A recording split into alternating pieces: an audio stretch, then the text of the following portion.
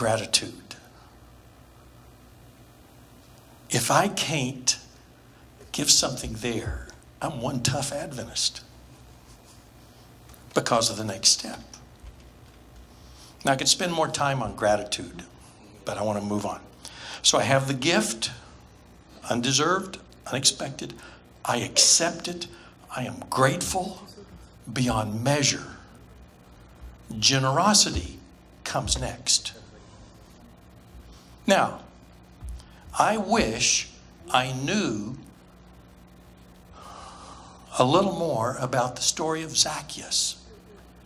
I'd be using that conversation a whole lot more. How much did he say he was going to give back?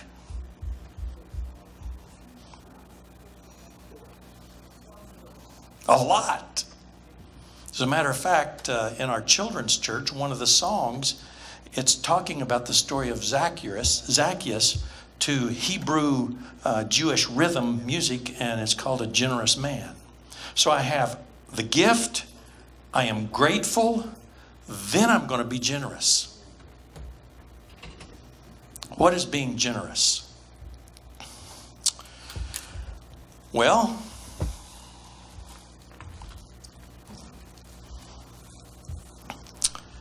the widow that gave 2 copper coins, is that being generous?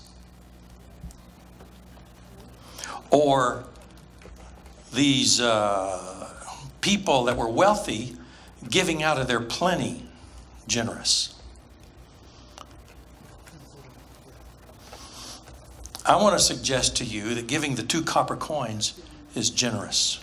And it's going to be much more when I tell you the next step. But if you give out of your plenty, it may be that you really haven't done much at all. And that's part of the problem of the Seventh-day Adventist Church today. When we give offerings, we give out of our plenty. It doesn't cost us anything. And a lot of people that give on a routine basis, they're not happy. Because that's what we find in the research. As a matter of fact, 2010, 92% of Adventists worldwide said they have a saving relationship with Jesus, and 56% said they don't, that they tithe. There is a disconnect.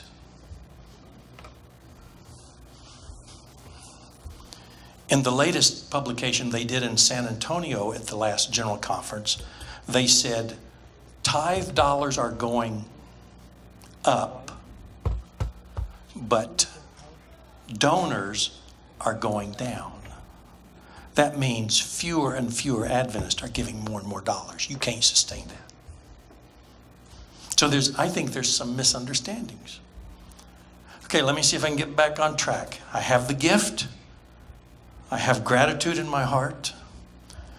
And that gratitude, remember the 10 lepers Jesus healed? One of them came back. He said, where's the others? Gift, gratitude, generosity. And here's where the widow was generous. In North America, we have what is called the personal giving plan.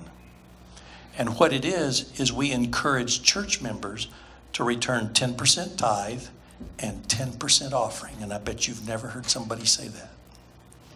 And what you do on your tithe envelope, you divide up that second 10%. For some people, giving a 10 plus 10 would be the equivalent to giving 2 copper coins. That's generous. I am so thankful I do not go to a church that sends out bills saying, this is how much you owe. This is a struggle that you have to deal with in the closet at home with Jesus. You don't want me to try to silver tongue this. I would rather you spend the time with him. Okay, now the Bible says we should bring an offering without spot or blemish. That means animals in that culture. We don't do that here. How do I bring money without spot or blemish. One of my colleagues, he is a Samoan. He's back a teacher now, but he tells the story, and I've got all the pictures. He was over in Africa, and there was this lady who was a doctor, and she had cattle. And she gave him a stick. And she said, I want you to stand, and all these goats and cows are going to run through the chute, and you're going to hit every 10th one. She had a little baby goat that had grown up that was her pet, indoor pet. She said, that goat goes out with everybody. These goats went through, every 10th, every 10th, every 10th, and boom, the 10th one was her pet goat. She says, I'm going to give it to the Lord.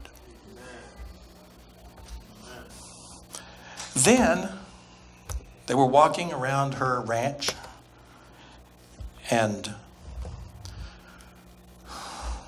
she said, Dr. Pooney, you see that bull over there? In the picture, I mean, a humongous Brahma bull. She says, that's my offering.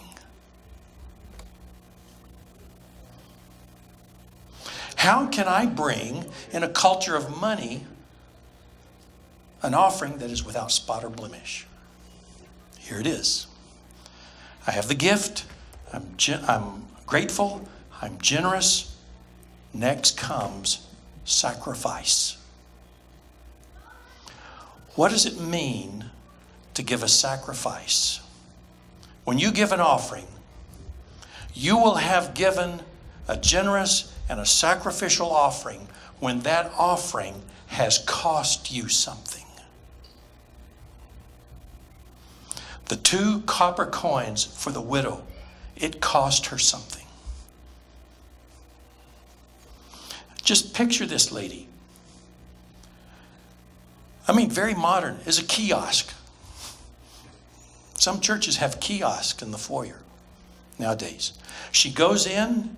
She doesn't want to be there. She's embarrassed. I don't know if it's because of ragged clothes, but she goes there, and here's all these other people giving, and there's Jesus and the disciples sitting there. He's watching everything that's going on, and she's trying to be inconspicuous. She puts the money in.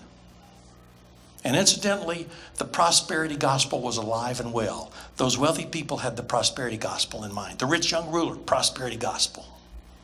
And the disciple says, well, we don't understand this. But she puts her money in and turns around and leaves. And she makes eye contact with Jesus. And she hears him say, you've given more than anybody else. And she starts crying.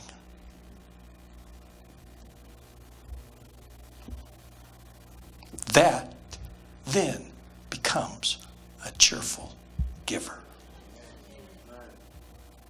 Let me tell you my own personal story. I was working in the Southwestern Union a few years ago. And they said, we want all you guys in the departments to go on a share him trip to Zambia. I didn't want to go because I have a full-time job. I didn't want to take 2 or 3 weeks out. But I went. Before I went, I was driving home one day and I said to my wife, you know, the 225 Yamaha motorcycle I have in the garage, I don't ride it very much anymore. I'm going to sell it. She said, okay. She hung on to her Suzuki just a little bit longer. So we had these 2 little motorcycles we had fun riding. But my motorcycle would sit there all winter. The battery would die. I'd have to buy a new battery. That's usually $100. Then I couldn't get it to start. I'd have to take it to the shop and pay another $100 to get it to start. And then I'd ride it up and down the neighborhood a little bit, and then I'd put it back in. And, you know, I'm busy. I said, it's time to get rid of it. I won't tell you why we said, hey, let's have a couple of motorcycles. I've had all the motorcycles. I've had the long hair. I've had the Harley Davidsons. And you'd say, boy, you really are nothing but an old hippie. But how I survived the 60s, I don't know. So I sold this motorcycle. I paid, let's see. I sold it for $2,000. I paid $3,500. So it cost me $1,500. A losing proposition, really. So I was literally driving down the road. I had $100 bills in my hand to where I had $2,000. And I was fanning with $2,000 in $100 bills. I was driving home, and I was thinking, oh, I got to buy this. I want to do this. I was spending that money, and I could smell it. You put $100 bills in the fan shape, and you smell it. And I'm in my car. I'm not at church. I'm in my car. And God says, John, I want $1,500. I said, okay. No more argument here. What do you want me to do with it? I want you to invest it in something you can't see. Okay. But I'm a tough preacher. I want to know. I'm of the culture where I want to know where my money goes. What do you want me to give it to? I want you to buy a one-day church. You know what a one-day church is? Okay. It's $1,500. And some rich guy matches it with $1,500. I said, okay. So I'm fanning. I said, Lord, can I at least fan with this till I get home? He said, John, that's okay, but don't push me or I'll get the other 500. Yes, ma'am. A one-day church. I'm going to explain that. It's part of the story. So I go over to Zambia. And at the time I worked in estate planning. You know, there's one thing that's more boring than stewardship. It's estate planning. I mean, reading wills. It's pretty boring. I get over there and they assigned me to my spot. It was called Ngwenya. If you were afraid of the spirits, you moved to Ngwenya. If you couldn't find a job, you moved to Ngwenya. And the way you made money is you go into the rock quarry and get a big rock, and with a hammer you pound on that rock until it becomes gravel size that they will sell for $1 per wheelbarrow full and put it on the highway. And they said, John, that's where you're going to go. And here's your church. 400 members. They had never seen their pastor. This phenomenon that everybody has to have a pastor is asinine. But we experience selfish generosity in this country for some reason. They'd never seen their pastor. The walls were mud, thatch roof, and I thought, I've never seen anything like this. I thought that was long gone. 400 members.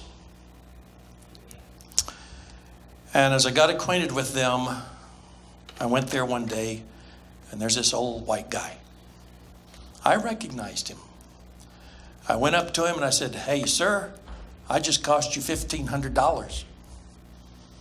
Because I knew this guy was the rich guy that matched the one-day churches. His name is Garwin McNeilis. At the time, he owned the largest cement truck manufacturing company in the world. So if you're driving around Houston, he sold this company by now. But if you're ever driving around Houston and you see a cement truck and on the mud flap it says McNeilis, that was his company. He said, well, John, that's not a problem. People have cost me a lot of money. But what he was doing, he was saying, you know what?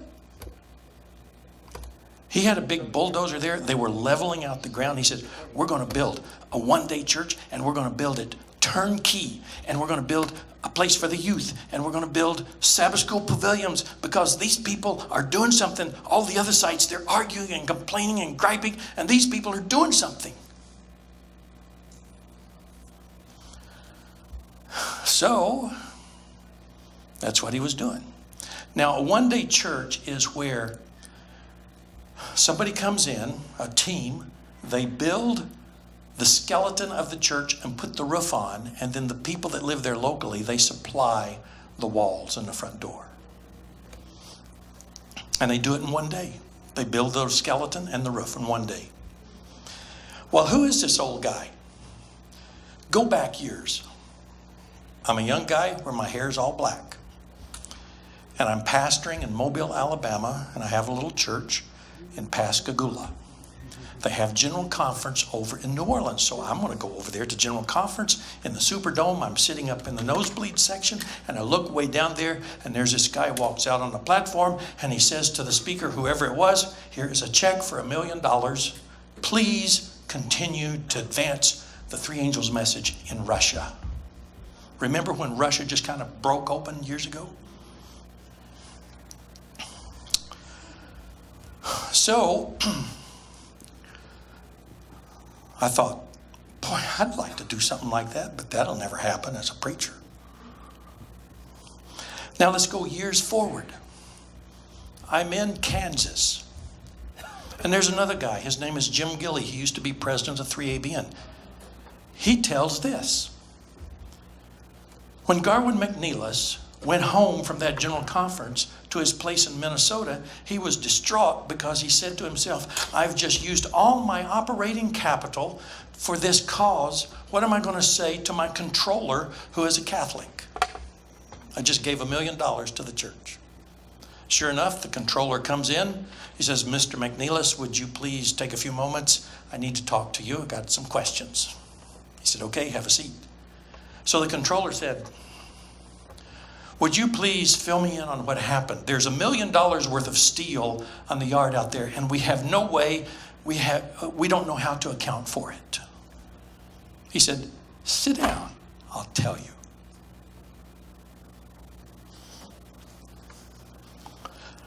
Guess what segment of society gives more than anybody else in this country?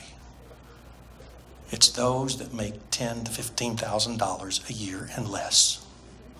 The more you make, you think the dollars are bigger, but percentage-wise, the less you give. That's how much money has a hold on us. I saw Mr. McNeilis here in Houston from a distance.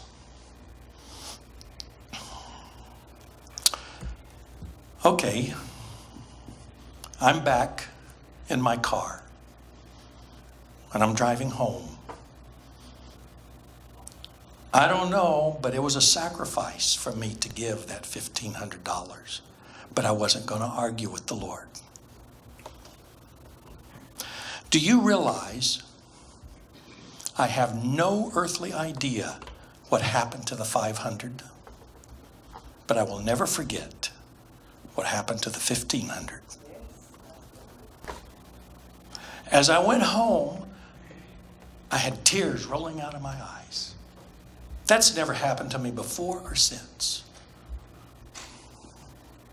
That's a cheerful giver. There's the gift. Yes, I was grateful. I'm a theologian. Yes, I try to be generous. But a sacrifice? Sacrifice. My mother-in-law, her name was Glenda Schramm. And the Schramms have lived around Keene, Texas for most all their working career. He worked in the Texas Conference in community services. He wrote the manual for the General Conference on how to operate a disaster relief. Was Schramm related to him? And so I married their daughter. Well, my father-in-law passed away, and my mother-in-law lived into her 90s, like 94. She said, John, this living old it's not very good. Let me tell you about the personality of Glenda Schramm. This did not happen to her, but I can picture it happening. So she's elderly. She goes to the doctor for her physical checkup. Everything's fine. But she needs transportation home. And he says, well, why don't you just wait in the waiting room and we'll take you home when we're done for the day. She waits and waits, and finally the doctor forgets. He leaves, and she has to go outside, and she's not knowing what to do. She sees a Pizza Hut next door. She goes next door and sits, trying to figure out, okay, how am I going to get home? This is in the days before cell phones. So finally she goes up to the counter and says, do you folks deliver? Yeah, I want a large pizza and I want to go home with it. Now that did not happen to her, but that gives you a glimpse of her personality. When she passed away, she had one son who didn't believe in God. We went to his funeral. And her daughter is just like her mother. Faithful. Best thing that's happened to me. But my wife's inheritance from her mother was $30,000. What does my wife do with it? She says, I want to give this to the church because that's what Mom wanted. I said, okay. Let's fix it this way. What do you want to give it to? She says, I want to give it to Adventist World Radio. And I suggested to my wife, why don't we put this into a charitable gift annuity? Now, what is that? If you have an insurance policy, they'll say, annuitize your policy. It means they're going to start paying you at a certain age income for life. And when you die, the insurance company gets the money. So it's in their favor. A charitable gift annuity works the same way. You give the $30,000, they will give you a certain amount of income. When you die, it goes to the church. AWR. The difference being, the way these things work, is when you give it to the church, you get a charitable deduction. And if the church manages it well, they could end up with more than you gave them. And you could get the $30,000 back if you lived long enough. It's a win-win. Now, there's more details. I've been very simplistic with this. So that's what she's done. When she gave the check, she had tears in her eyes. That's a cheerful giver.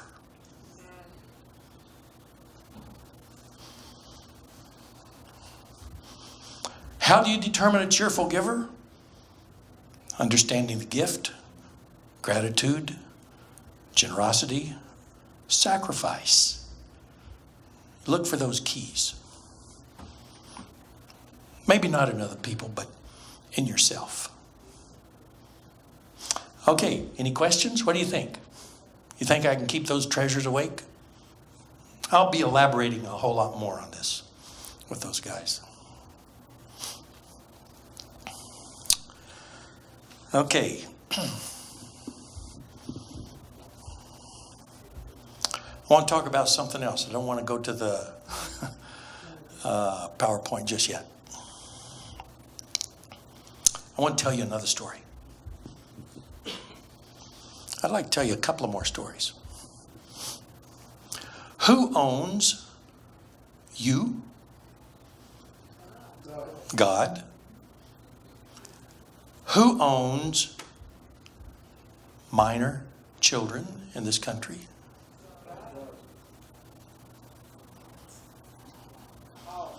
The U.S. government. You just get involved with social services if you don't believe it. The Bible says He owns them, and we stand in the place of God. Yep. Yeah, we can do that. Oh, perfect. That'll be good. Well, the Bible says, thine, O Lord, is the greatness, the power, the glory, victory, and the majesty. For all that is in heaven and in earth is thine. That's in Chronicles. Do you know how big the universe is? It's 6 trillion miles. If you travel that, that's 1 light year. The universe is 156 billion light years and expanding. And God says, that's not a problem. I own it. How about this? The earth is the Lord, fullness thereof, and they that dwell therein. You know how many people have ever lived on planet Earth? Somebody had too much time on their hands. They said 106,456,367,669 people and counting, from one man and one woman. And then, the gold, I'm talking about ownership. And I've asked the question, who owns you? Well, God owns you and me. Here's my story. There's an old guy, his name is Paul Smith.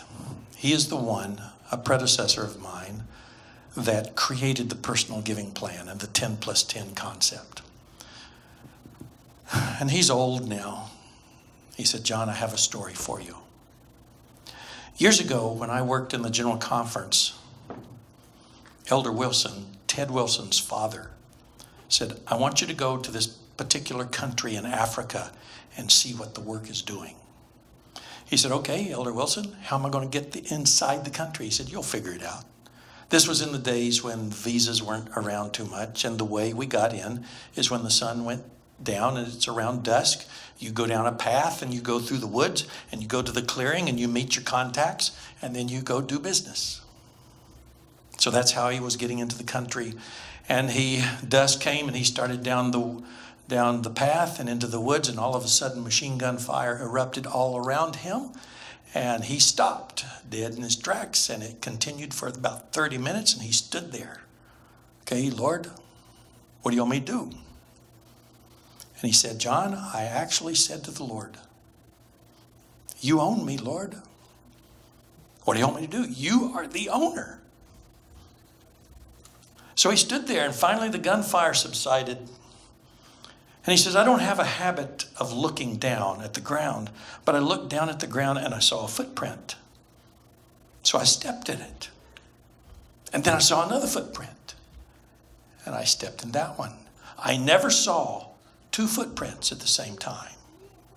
He went on down the path, made the contact. They couldn't understand each other's language, but they knew enough, and what communion was all about, that they were at the right place. He said, John, you don't own yourself. God owns you. Another story. I take this job at the North American Division. I'd heard about a story. I went to the General Conference treasurer. I said, I would like to see a particular check that was written to the General Conference that's been cashed. And that's a fairly unusual request. He said, okay, I'll show it to you. So we go down into the vaults.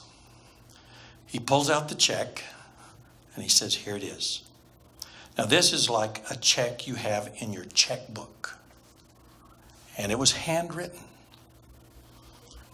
$32 million on the memo line, tithe. I held that.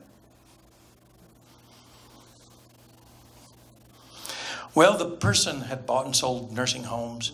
He had grown old and retired and said, I'm tired of this. So the whole family sold all out. And by time was done, there was probably over $100 million in tithe and offering given to entities all throughout the North American Division.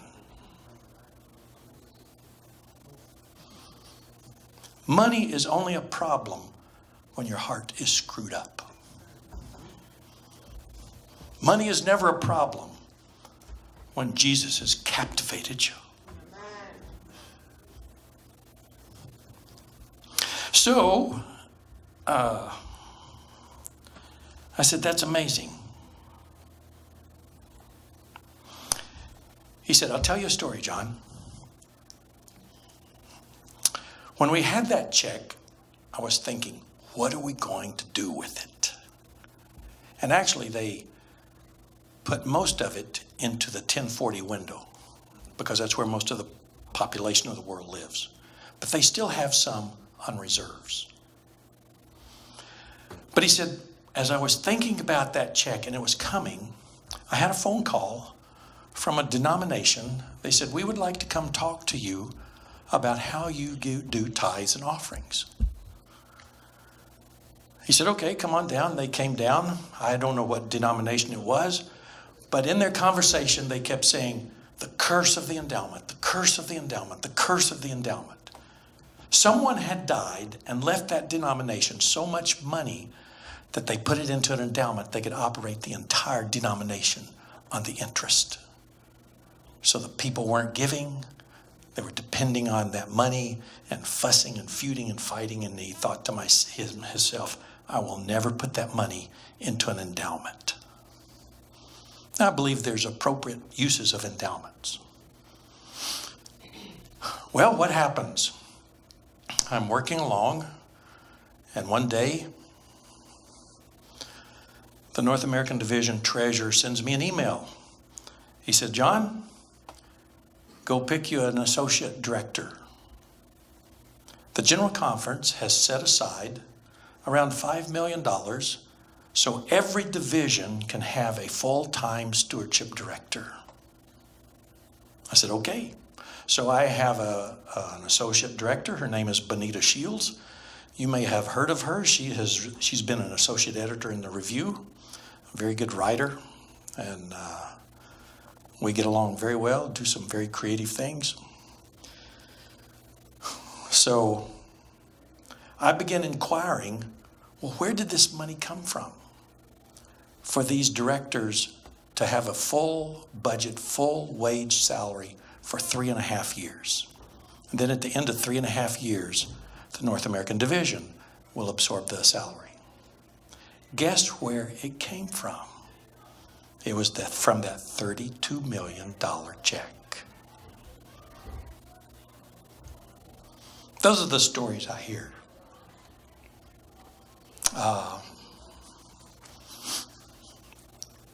Here's another story.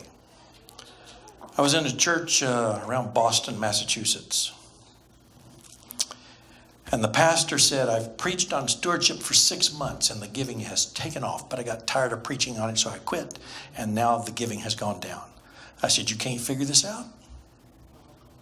Also, we're sitting on the platform. He said, you see that lady right back there? Yeah. Her job was to clean houses, and she won the lottery. She's a multimillionaire. Would you accept tithe from a lottery win?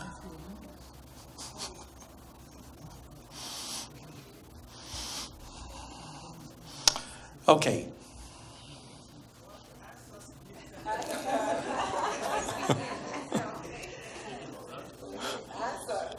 You need an answer? Yes, sir. Before you ask them, does that tell you something though? What's going on in their lives? Yes, yeah. I was standing in line and I saw the guy in front of me playing the lottery. He says, hey, I'll split it with you. And he won. $2. Oh. He didn't give it to me. He played it again, you know. So should you accept that?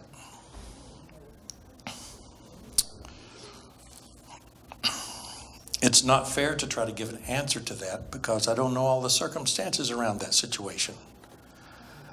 But I would take it. You don't know what that person's heart is like.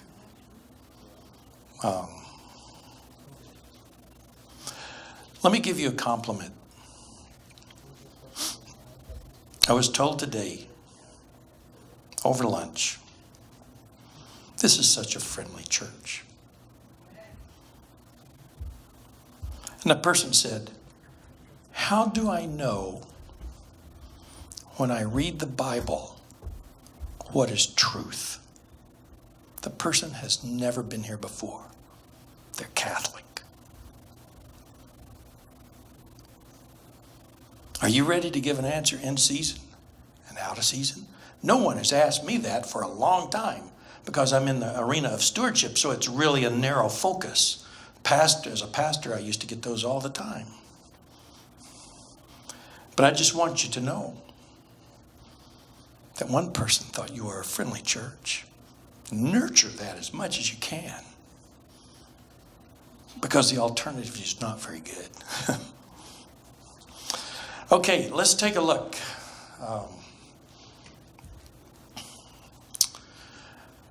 I've talked theology, I've told stories. I want to get to some nuts and bolts, and I'm going to talk fast. And incidentally, I think they're videotaping stuff. You're welcome to it. This PowerPoint, they have it on a flash drive. You can get that so you don't have to take notes. I want to talk about a philosophy of money or a theology of money. And here's the way it works. A is conservative, B is liberal, and the line in between is a continuum, and you and I are somewhere on that. But let's take a real conservative. Give me an idea of a conservative. No credit cards, 90 days same as cash. No, I go straight cash. If I don't have it, I don't buy it. That's ultra conservative. Ultra liberal would be, okay, I'm going to borrow as much as I can. I've got 97 credit cards. They're all maxed out. I'm 99 years old and I have a 30-year mortgage. That's called optimism. Here, the point is, the banks don't care. As long as that monthly payment is made, they'll accept it regardless of how old you are. But we are all somewhere in between there. The Bible says no man can serve two masters, for either he will hate the one and love the other. You cannot serve God or mammon. Whenever you look at the original word of masters, it means one that has absolute control. I'm in the process of filming 36 2-minute video clips. And one of them is I'm explaining this text in 2 minutes. So you go to the website, you can look at that. So you're going to either have God as absolute control, or you're going to have money. Mammon means wealth. You can't serve them both. You may be able to do so for a while, but sooner or later, one's going to win out. It's just kind of like I got a good nature and I got a bad nature, and I liken them to two giant Rottweiler dogs. And whichever one you feed good things to, he becomes nice. Whichever one you nurture, one's bad. I mean, you can even get names for these, tohu and bohu.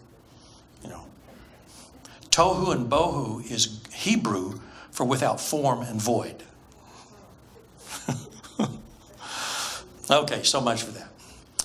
There is treasure to be desired. Can't see that. There is treasure to be desired and oil in the dwelling of the wise, but the foolish man spendeth it up. In that culture, they didn't have a lot of money. They did a lot of bartering. So they had oil. They had treasure. But it's very clear a fool spends everything. Before the recession of 2007, Americans were spending anywhere from a minus 5% to a minus 16%. That's America. That's foolish. The prudent man foreseeth the evil, hideth himself, but the simple pass on and are punished. If you have a car and you know the tires are going to wear out, anticipate.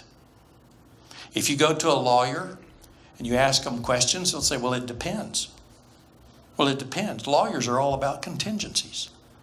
When you're managing your personal finance, anticipate, anticipate, anticipate, anticipate.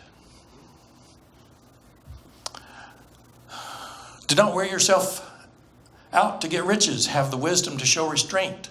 Cast but a glance at riches, and they are gone, for they will surely sprout wings, fly off to the sky like an eagle. The followers of the Christ are not to despise wealth. They are to look upon wealth as the Lord's entrusted talent. So what do you do with that talent? You know, I have never gone hungry unless it's from my own fault. When I was pastoring churches, I had Sunday churches, pastors that were friends. They would say, how do you folks do this? How do you folks? They were barely making it from hand to mouth. I have never missed a paycheck. It's always been rock solid through good times, bad times, economics. But I've also tried to live within my means. I've worked on my cars. And I get tired of doing that. But we're not to despise wealth. It's okay. Don't despise it. All I'm saying is don't allow that to blur your spiritual eyesight, because it will.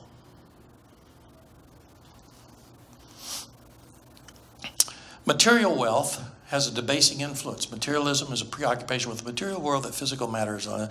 Satan is inventing everything that he possibly can devise in order to keep men thoroughly occupied so they shall have no time to consider the question, how is it with your soul?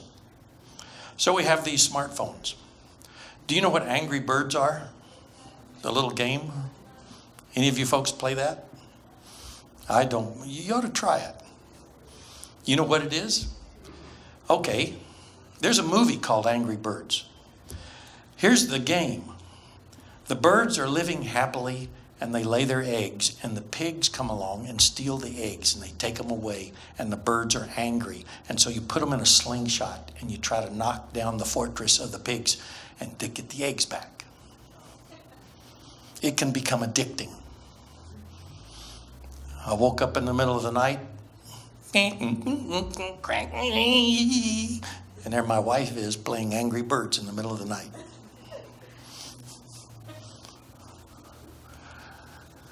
Satan is inventing everything that he can possibly devise in order to keep you and me from asking an important question. That's why last night I said, when I retire, I'm going to take a sledgehammer and smash this cell phone. There's just too many things on there.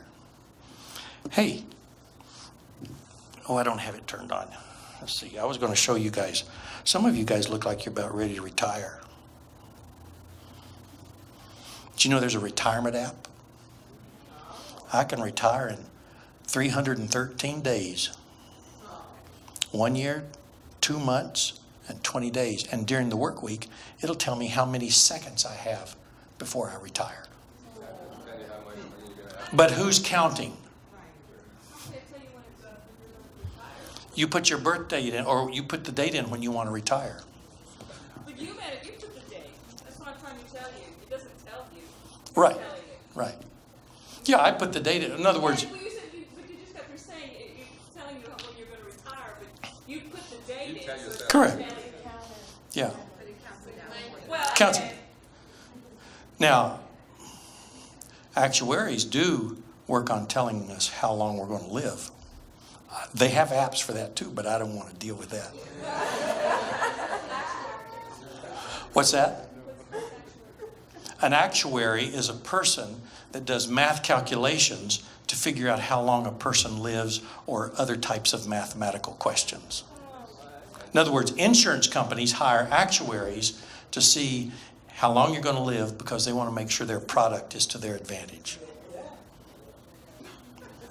Okay. I'm just throwing in a few extras here. Listen to this. Materialism plays a major part in the great controversy. The devil has workers' meetings. Like I go to workers' meetings like this. ASI, that's a big workers' meeting, so to speak. You have workers' meeting in the form of a church board, or do you have a church school here? Or you have access to church school, so some of you may serve on that school board. Those are workers' meetings. The devil and his angels have workers' meetings. So you read this in a larger context in Testimonies to Ministers. And this is applied to ministers, but I don't want to share or hog all the directive from the Spirit of Prophecy. So I'm going to say, hey, everybody's included, because I believe in the priesthood of all believers. It says, go make the possessors of lands and money drunk with the cares of this life, present the world before them in the most attractive light, that they may lay up their treasure here, fix their affections upon earthly things, keep the money in our own ranks. So what is Satan telling his angels to do? Focus on these people and get them fixed up with land and money, because he knows that it's going to blur their spiritual eyesight. How does he keep the money God has entrusted to us in his pocket? It's by getting us into debt. Here's a little philosophy that I would like to share with you. There's 4 areas to money: income, assets, expenses, liabilities. Unless you're an accountant, then there's 5 areas. The 5th area is called capital. But I've combined capital with assets. And for simple family finances, 4 areas: income, assets, expenses, liabilities. If you live on a cash basis, there's no liabilities. That's debt. Liabilities is a debt. How does this work? Income and expenses need to equal each other. Every penny that you earn needs to have a tag attached to it. You don't want to spend every penny. You may have to put some of that money away in savings or quick savings, quick access, but it's got a tag for it. If it's just sitting around, laying around in the bank or at home, it's going to disappear. So income and expenses equal each other. Then what you want to do is reduce liabilities and increase assets. Now, if you do this on the computer, these programs on the computer, they do this. I'm explaining this to you as if you don't have a computer. Just get you 4 pieces of paper. Title 1, income. Title the second one, assets. Title the third one, expenses and liabilities. And here's how you do your mortgage. When you make your mortgage payment, your mortgage has principal, income, insurance, and taxes. What would taxes be on your mortgage payment of one of these 3? Which one of those 4 would taxes be? It'd be an expense. What would the insurance be? That would be an expense. So you're left with principal and interest. Interest is an expense. But what you do is, if you're on the liabilities page where the mortgage is, you subtract the portion that is the principal and you transfer that to the asset page, and the portion that is interest, you put it over in the expense page. I've just explained to you the step of double entry bookkeeping.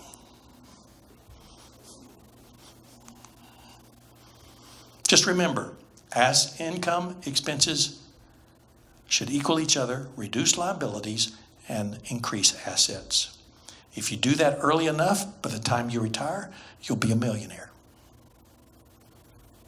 Then what are you going to do? Okay, we can talk about personal income. You know what that is, don't you? Believe it or not, 2002, the average U.S. salary was $36,000. If you make about $2,500 a year, and that's all you make, you will have made more than about 1/3 of the world population. So we live in a wealthy country. I have a ministry to wealthy people. Don't lose your eternal life over your wealth. Time is more important than money. You believe that?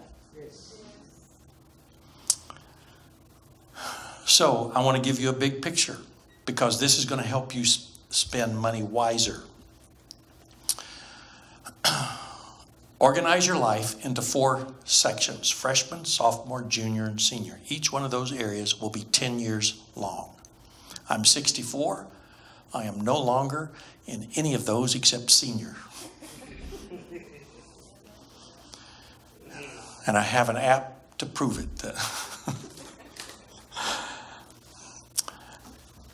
Now, what do you do in each of those years? You're going to make a list of things you would like to do the rest of your life. And I've done that for years. I wanted to write a book. I wanted a doctor's degree. I wanted to go to Israel on an archaeological dig. I wanted to do a gospel music album. I've done 2. When I did my dissertation, I said, that's going to suffice as a book. I never studied so hard, wrote so much to prove so little.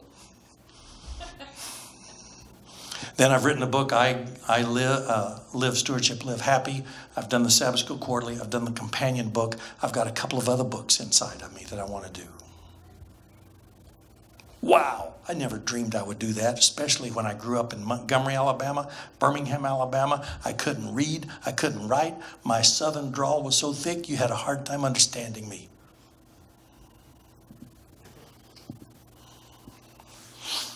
I went through college on academic probation. I went through seminary on academic probation. I thought, wow, some lucky congregation is going to get an intelligent guy.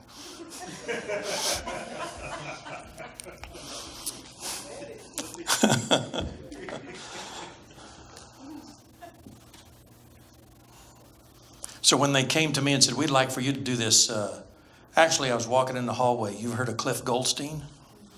I said, Cliff, I want you to write me a book on how you respond and deal with your family finances. He said, no, I'm not going to do that. I'm not into money. Yeah, right. He calls me a redneck. And I call him a Jesuit. Now, you know he's Jewish, don't you? A Jesuit Jew, he just gets away with him.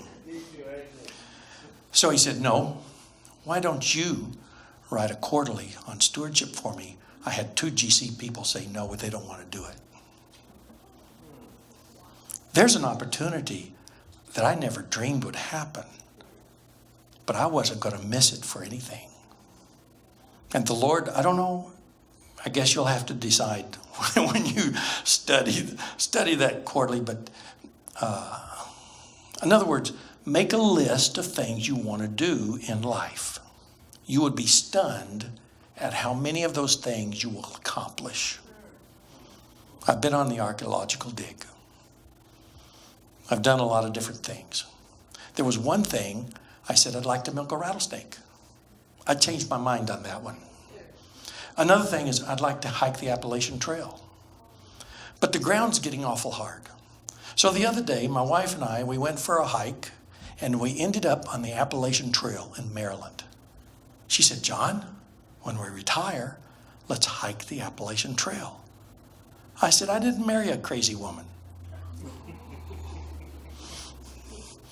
But the seed has already started. They do what is called flip-flopping on the Appalachian Trail. If you start in Georgia, you have all this big bubble of people walking, But if you start halfway and go to Maine and then come back halfway and go south, then you miss all the people. She said, I'll do it. Okay, you're on. So if you hear somebody screaming on the eastern part of the United States, just, is that guy on the Appalachian Trail? If you make a list of things that you want to do the rest of your life, I'm just trying to suggest have a plan. If you go to my website, there's a little booklet that will help you organize your life. It's called A Balanced Life. What's the website? NAD Stewardship. And I actually have a copy of that here.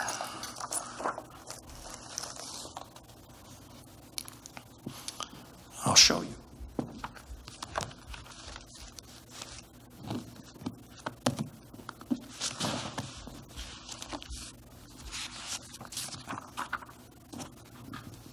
This is what it will look like. Stewardship, life management. So on the inside it says organize for optimism. Then you talk about your values. And it tells you how many to come up with. 5 to 7 values. Then establish your goals. You've got to decide what the difference is between a value and a goal. They're different. Then there are details. And then there's time and talent and treasure. So we're stuck right here at details. What do I do with this list of things that I want to accomplish the rest of my life?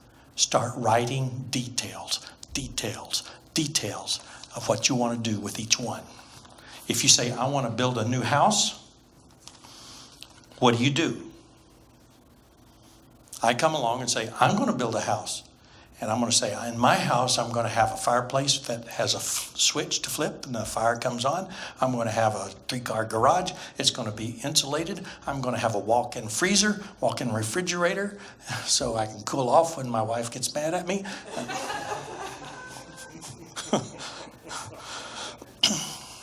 In other words, I start adding details. The research says the ones that add details to their goal, they're more likely to accomplish it than if they say, oh yeah, I'm going to do that someday. It will really work. I have done it over and over again. When I have those details, that means it's going to affect my money. Let's take a look at assets. What do you think? Should I be rich or poor? What does the Bible say? Give me neither poverty nor riches. In this text, I'm going to let you figure it out. If you are rich, you have a built-in temptation to deny God. If you're poor, you have 2 built-in temptations. One is to cuss and the other one is to steal.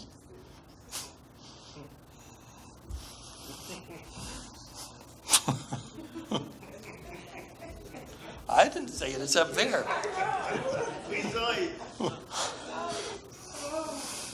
How much should I save? Those who earn $225,000 save between 27 and 30%. If you are an empty nester, you ought to be saving 27 to 30%. It used to be you should save 10% of your income for retirement. Forget it. It's now 15%. That's the rule of thumb.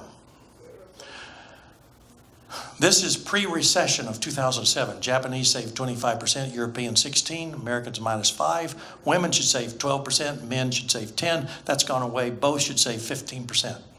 Here's the interesting thing. Women control most of the wealth in the United States right now. Women, I'll say it again, slower. Women control most of the wealth in the United States right now. What is interesting is women dominate veterinary medicine. They're in the process of dominating law and journalism. And whenever they dominate a profession like this, the men exit. Where do the young men go? They go back home to where their parents are, and they sit on the couch and play video games. This is what the research says. So the worst thing you can do for a male is to let them play video games. So this male is sitting there thinking, 4 questions, and I can only remember 3 of them. The first one is, can I be accepted in the eyes of my father? And some of these males don't even have a dad. They don't know him or where he's at. The next question is, can I get the girl of my dreams? And the third one is, can I provide for her? And they're finding that they can't do it. You educate a woman in Afghanistan, it reduces the threat of terrorism. I tell my wife, the women are taking over the world. But I say it in a good way. That's why I say, men, since women control most of the wealth, you might as well treat them nice, because who's going to love you when you're old and ugly?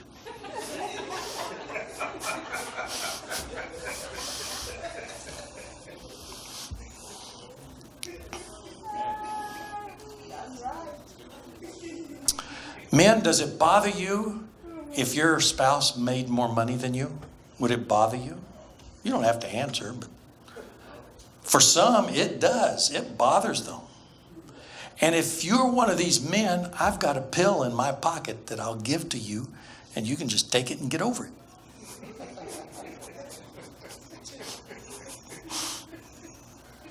My wife makes more than I do, but she works hard for it.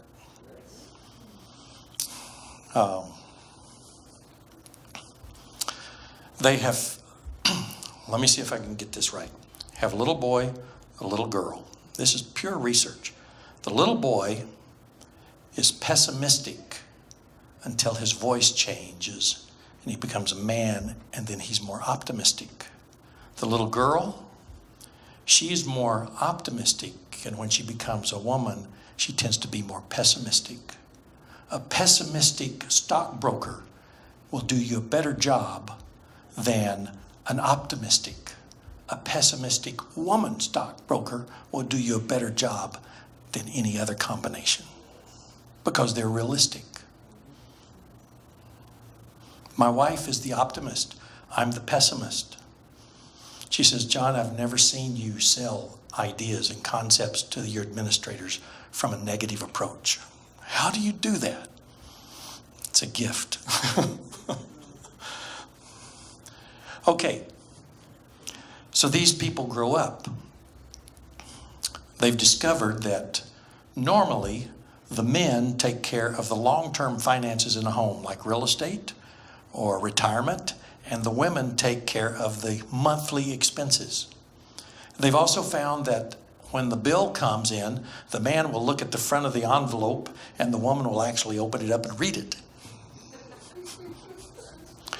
What they've discovered is that men are hardwired to do a better job at taking care of the monthly expenses, and women are hardwired to take care of the long-term expenses. Now, I'm not saying go out and change your way of doing things, but with my wife and I, she does better at real estate and investing than I do. Why? I'm wanting to bounce around. Let's get some Krispy Kreme. No, let's buy some Panera Bread. No, let's buy some Harley Davidson. No, let's buy some Rocky Mountain Chocolate Factory company. And boy, she's just steady as she goes.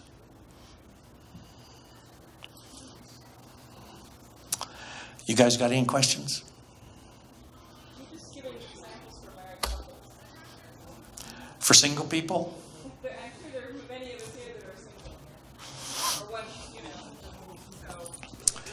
so. Well, that puts a different dimension on it. I have presentations where I've gone to singles ministries events, but it's pretty hard to do that in these types of settings.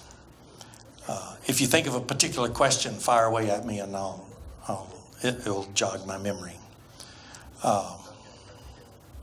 As far as savings, singles still should save 15%.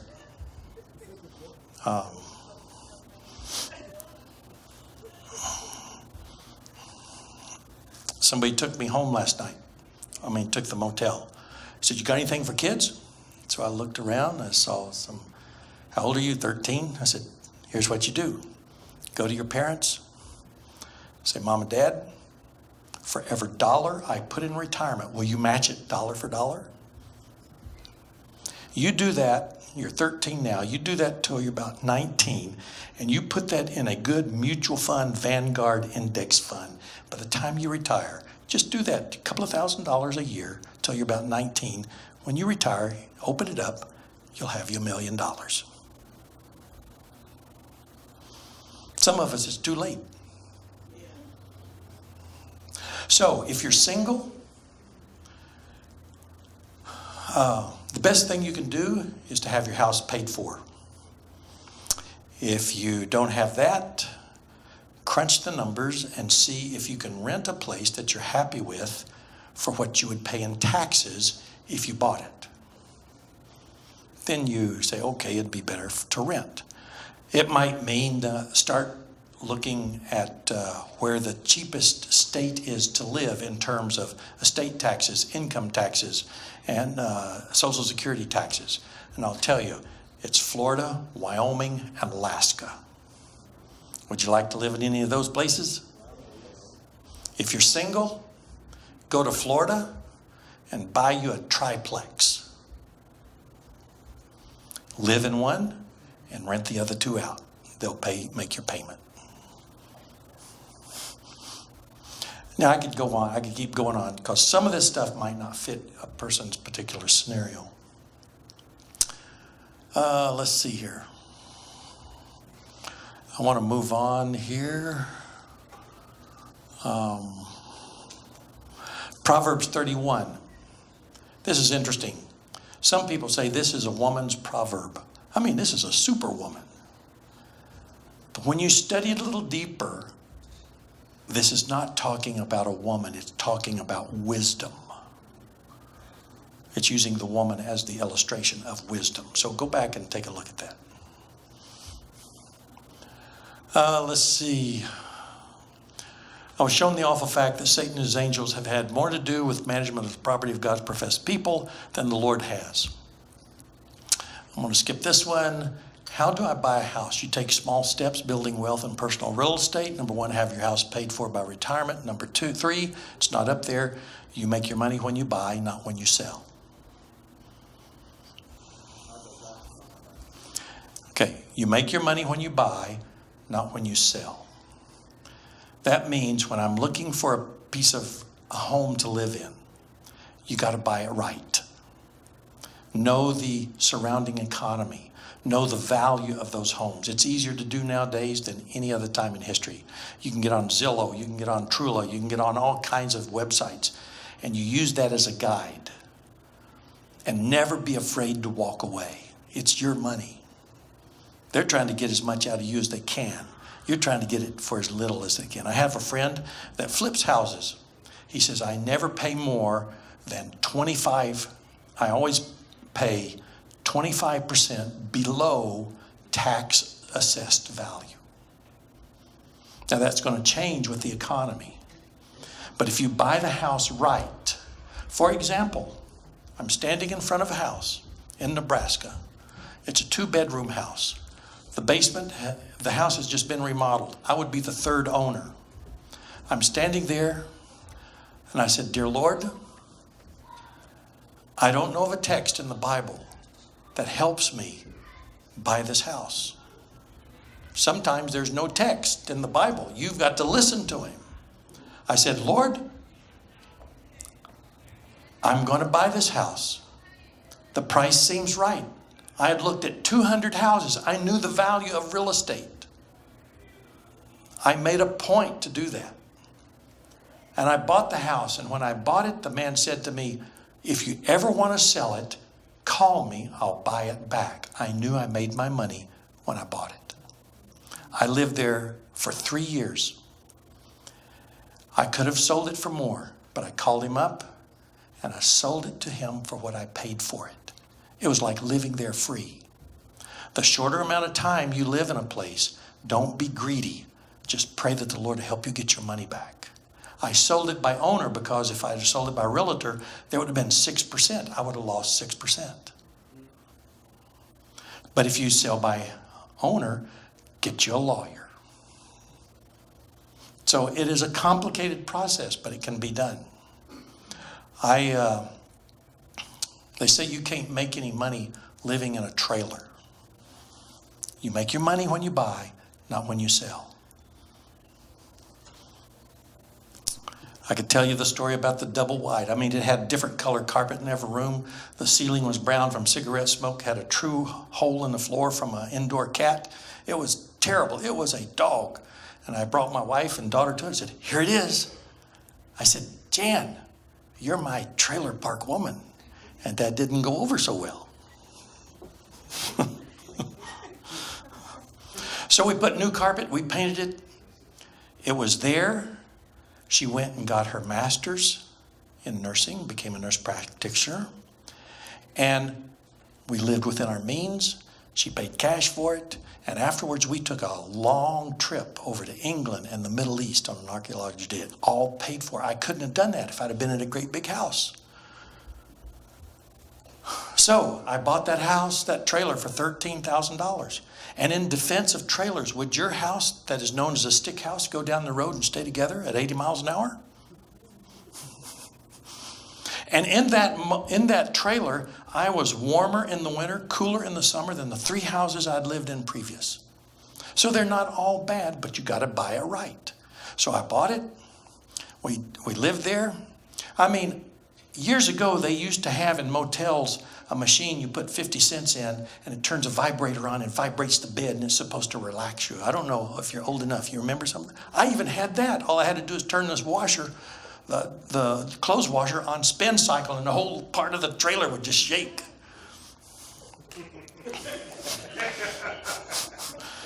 So I put a for sale sign. I figured no respectable Real estate agent would want to sell a $13,000 trailer. I sold it for $18,000. There was a man and his wife came by on a Saturday night. It was raining. He said, I'll take it. I said, what do you do for a living? He said, I have been a pastor, but I got burnt out. I work over at the golf course. I said, I can't get out of here for 3 months. He said, that's fine. Call us. When you're ready, we'll take it. So you make your money when you buy, not when you sell. Funding a house, you can find all kinds of stuff like that on the internet. Here is an amortization schedule. This is something interesting. Here's the date, $150,000, 6% interest. Payment is $899, $750 interest, $149 principal. What you do is get you another check and write out $150, send it in along with your normal payment, and you just saved yourself $749. So make 2 principal payments per month.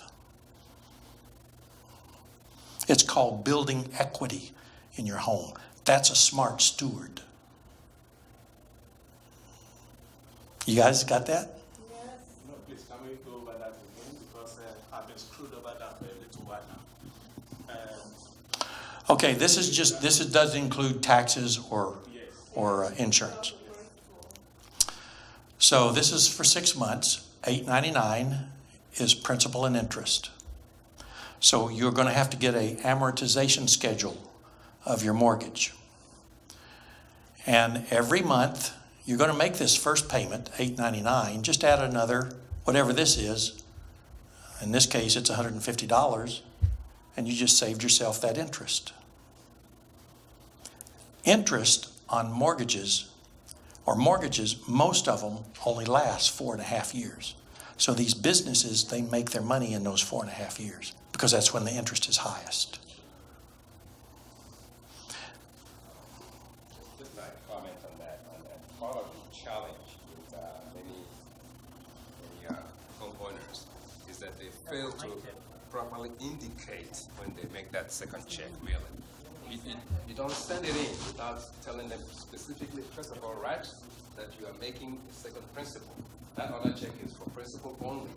Make a copy of it and keep it. If you don't do that, they're gonna cheat you. They'll put it in and take it as interest and just keep going. You've got to be very specific about that second payment and keep a copy of your check. I've got some clients who have had the same problem. They didn't specify. It's like if you send money to the IRS and you don't tell them what to do with it, guess what? It goes in suspense. It will never be in your account. And then they'll claim that they didn't get it until you show them a copy of that check and say, I sent it and I sent it specifically for 2015 or whatever the year you are.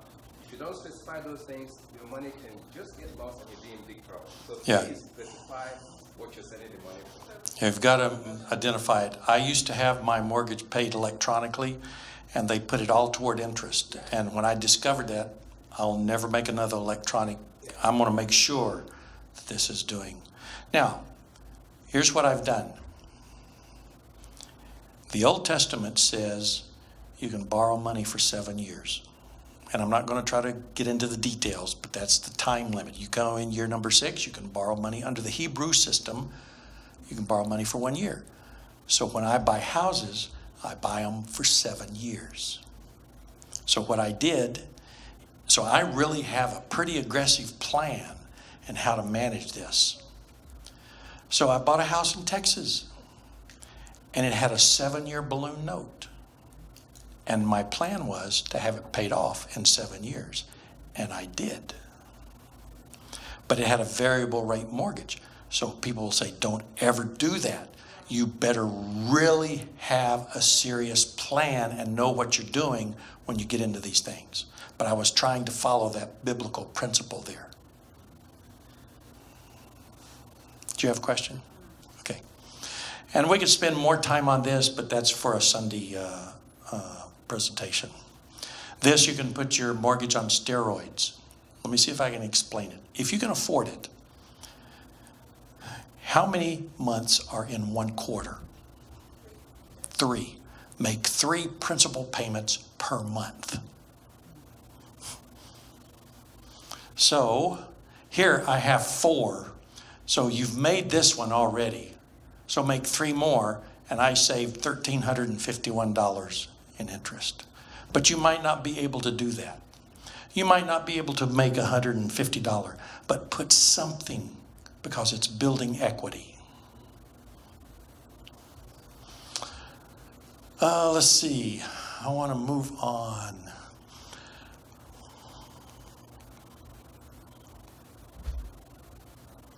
I'm going to give you 3 types of budgets. If you type in family budget on the internet, you'll get thousands of examples. But here's 3 types. Number 1, you don't have a budget. You live from paycheck to paycheck. 75% of the U.S. population lives from paycheck to paycheck. This is like a teenager. They don't have a job. You give them the food and money and housing. They're having a great time.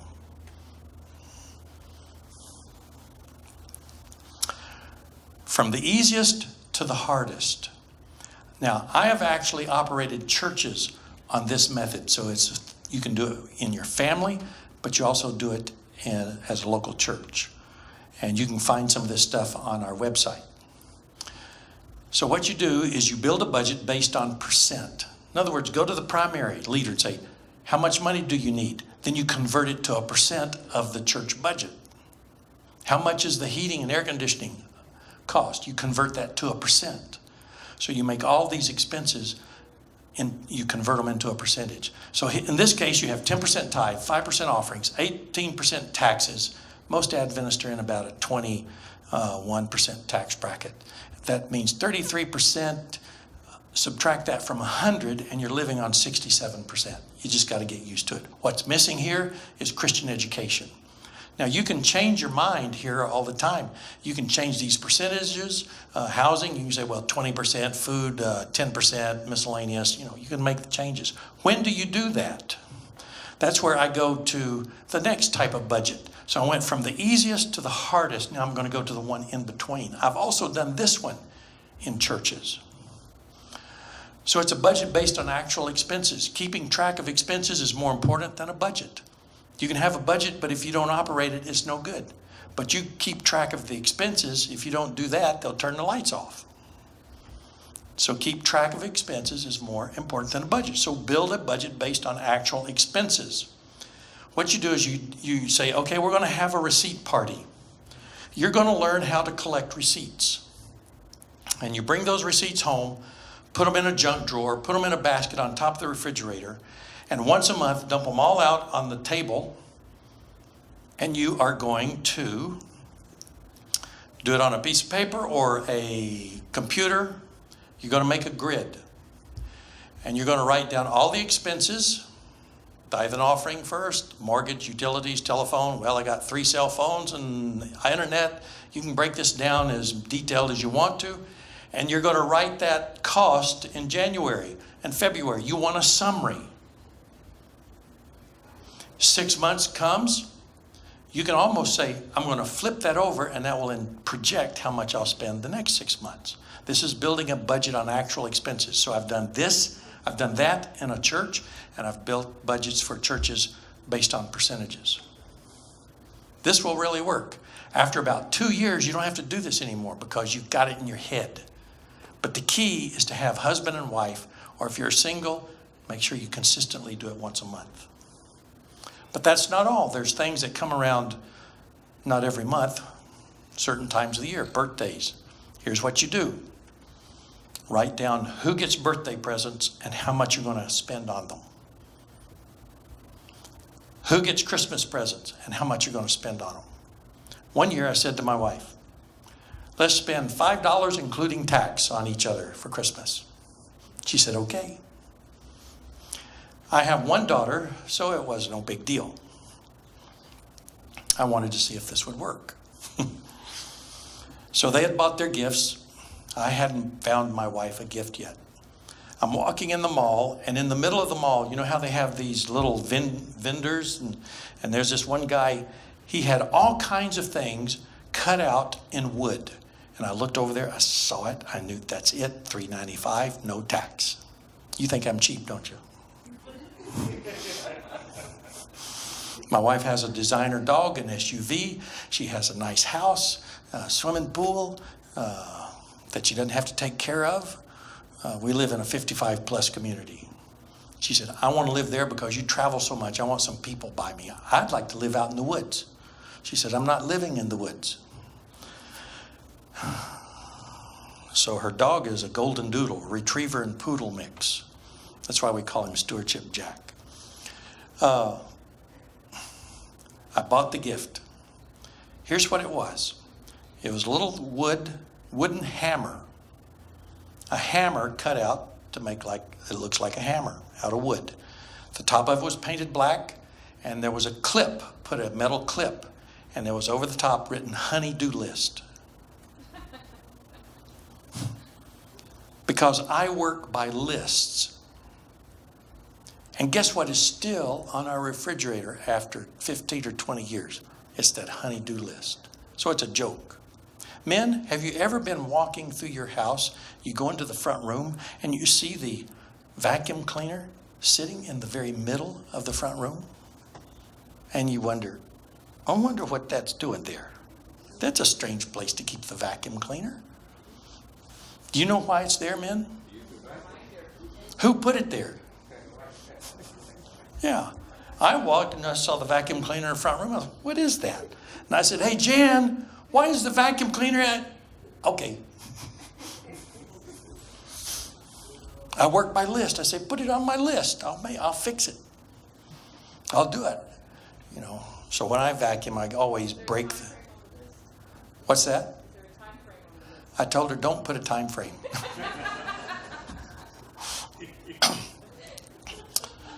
Okay. We could talk about buying cars, but that's buy a cherry as opposed to what? A lemon. Most all the cars I've ever bought, I've followed. Go get you a book on how to buy a car. Liabilities. I want to get to this. Romans 13, 7 and 8. Owe no man anything but to love one another, for he that loveth another hath fulfilled the law. The Bible does not distinguish between good debt or bad debt. It says don't owe anybody anything. You go to Amish country in Missouri and Iowa and some places elsewhere, those are the only people that have cash. A bad debt is uncollectible. So give me an example of what good debt might be in our economy. A mortgage, an education, a student loan. I think those are awful. I think we do our kids a disservice by giving them student loans. But there's no such thing as a good debt. The Bible never speaks positive about a debt, but I don't think it's totally against it. It's just saying if you're in debt, you need to get out fairly quickly. But here we're saying don't owe anybody anything. And question, yes? You know, in this country, you have to build debt to build credit. Yeah. And if you try to get out of it, like last week I was reading this article in Consumer Reports. If you have, say, 2 credit cards and you have started paying your credit cards off, if you pause to cancel that credit card, you lose your credit score. And it's like, catch-22. So for like young people, young adults starting off, what advice would you give them that they don't get in debt, but they, build credit? Well, you're looking at somebody that I don't care if I got credit or not because I go on cash. I haven't gone hungry. I've got nice cars, nice houses. I try to manage the money, but I haven't always done that. I've done some stupid things with my money. And if you watch the television program, there's a story that I usually tell every program of the stupid things I've done. I bought a motorcycle. That was stupid. Didn't learn my lesson. I bought a house. That was stupid. Didn't learn my lesson. I mean, I don't know why I have to learn by experience all the time. But we'll get to some of this, some of your question. But I would say to the students, why do they want to have student loans? They want to get through school fast. And that's a mistake. because they come out and they have no road judgment. I don't know how many people, young men I have seen go to college and they take the theology course and they get out and they realize, hey, I can't deal with this, and they quit. They go do something else. They've got an education they can't use. So there's problems more than just borrowing the money. I've talked to Adventist preachers who are retired and they owe student loans. The Southwestern Union, do you realize there's an endowment set up at the Southwestern Union for women only that want to attend Southwestern Adventist University? I think that's cool. I'm jealous, but I think that's cool. Not every place has that. And I don't know what the criteria for that would be.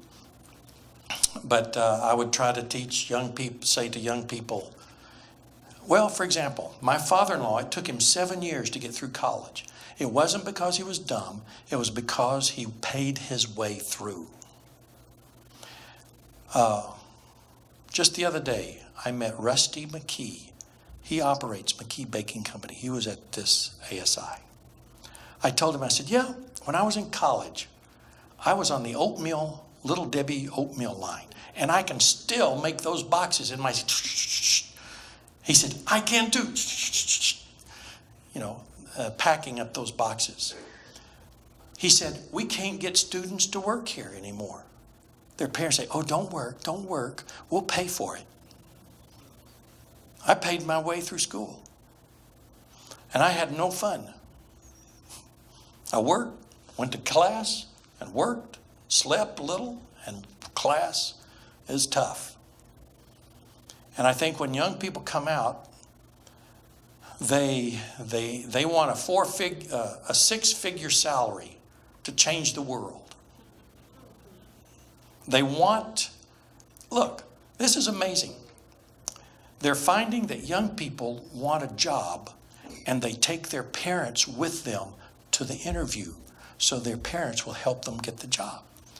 So summer comes along and they allow me to have a summer intern. This young lady applied for the job.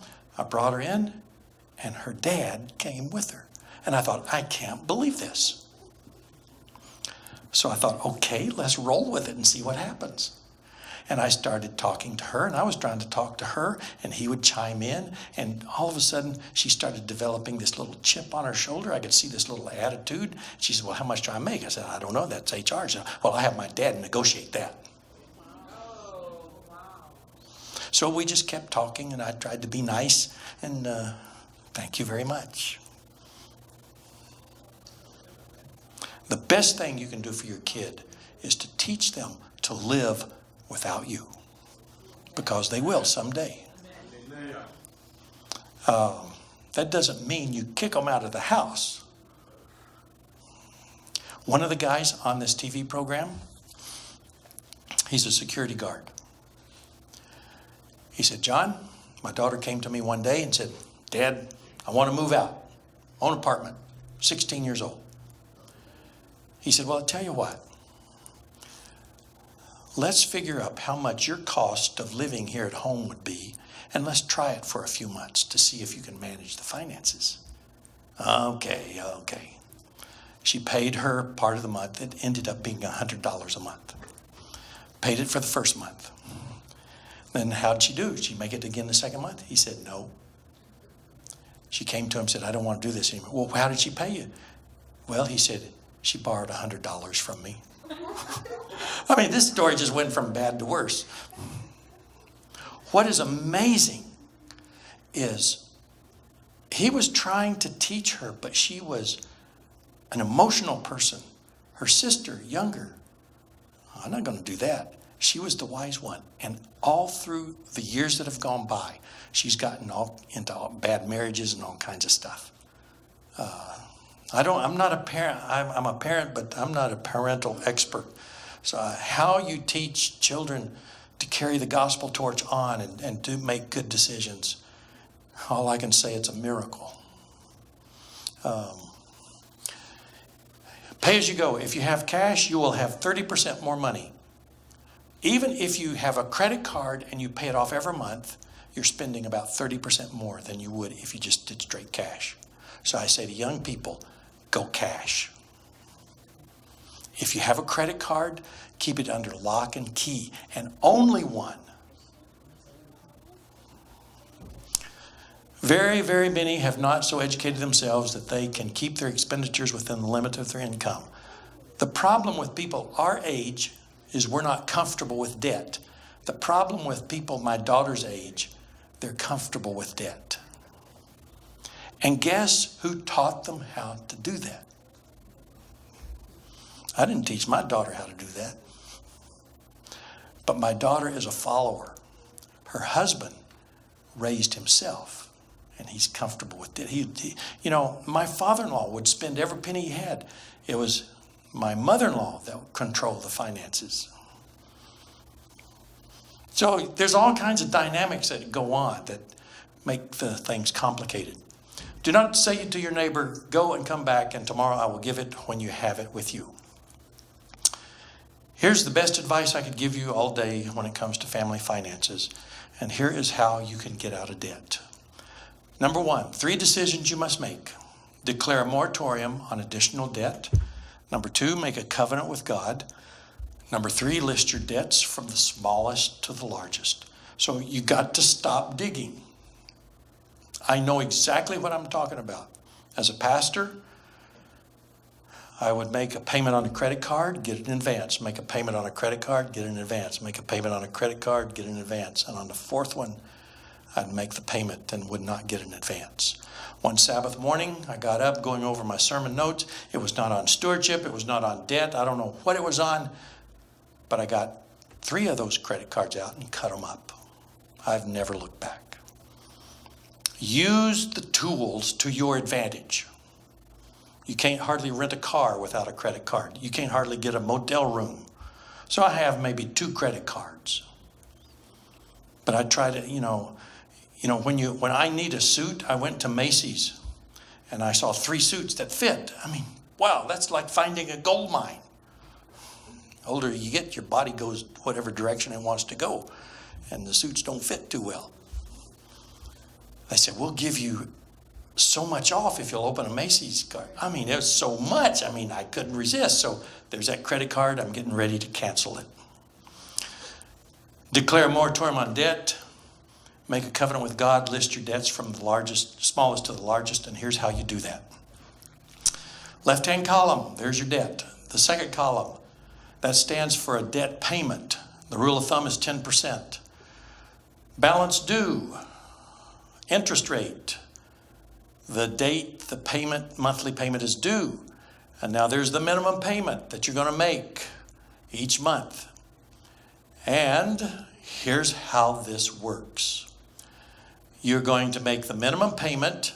So the first 3 months, after that, you're going to take the $25, add it to the $55. Now it's $80. After that's paid off, the $80 is added to the $100. Now it's $180. So this is a roll-up method. You will actually be out of debt faster than what you have written it down. Put your mortgage in here. If I had time, I could show you how to pay your mortgage off in 7 years. It's amazing. And there's no trick stuff. This, it's just, no, because it's copyrighted and it's not mine. You can find this on our website because I created this. You can download that. The debt payment, what you want to do is take that 10% or a dollar figure and put it toward the one you can get rid of the quickest. That'll help you psychologically, and it helps that snowball to start rolling. I've done this, it works. In other words, if you have, what I found in doing this TV program when we do interviews on the street, people will say, oh yes, we have a budget. Yeah, we have a plan to get out of debt, but it's in their head. And you got to get it out of your head onto a piece of paper where you can look at it.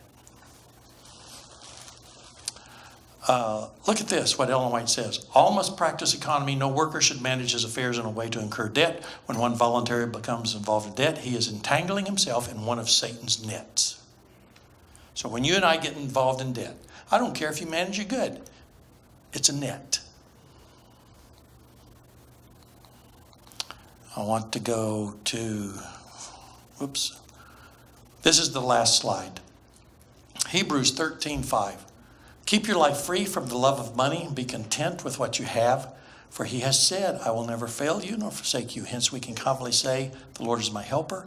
I will not be afraid. What can man do to me?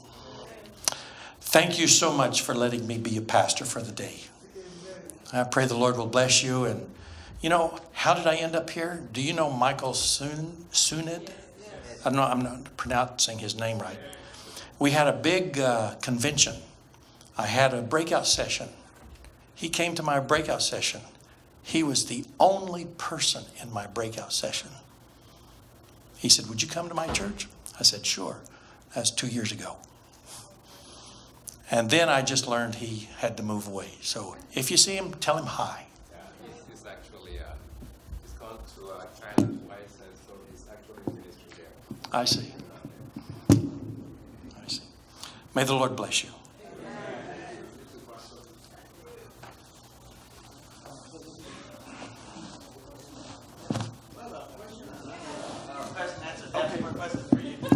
Yeah, if you have any questions, Pastor Mathews will be glad to answer it.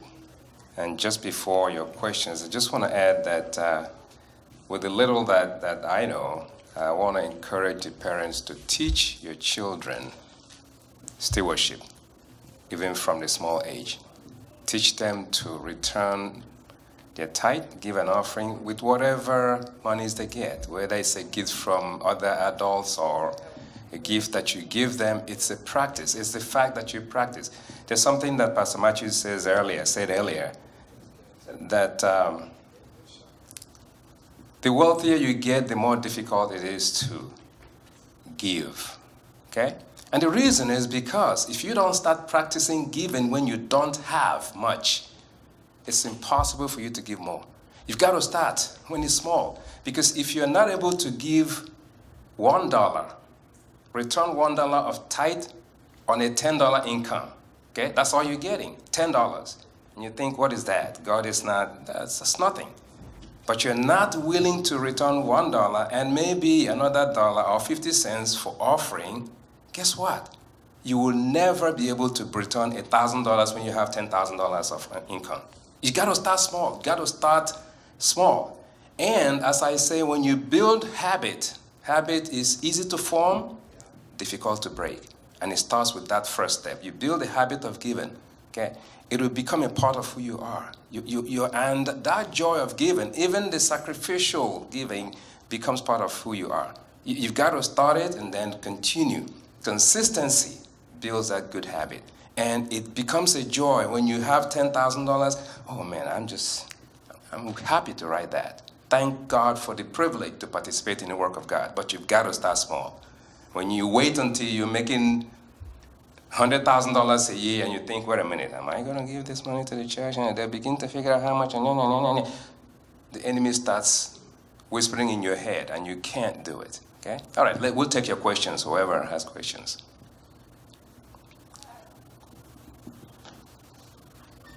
This is a concern I've had for many years as an Adventist. I was born in it. My parents were born in it. Now, I know many Adventists that are faithful, tithe-paying members, and they live from paycheck to paycheck. And then I go to Malachi 3:10 and all the blessings, 3:10 and 11, especially verse 11, of all the blessings that are associated with being faithful. And I don't see that blessing in some of our lives. Then I begin to say maybe tithing system was for the Jews. I know that's not right, but I'm just saying there's something wrong here that many more do not experience the blessings in Malachi 3:11 when they are faithfully returning tithes and offering. Okay, let's do an answer to that.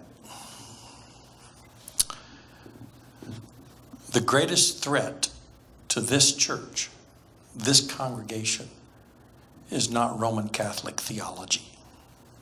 It's consumerism. There may come a time when that theology preempts. But in a land of leisure, in a land of peace, in a land like this, it's consumerism. And the reason I say that is because around 1955, the giving in the Adventist church started going down per capita, and it's gone down every year.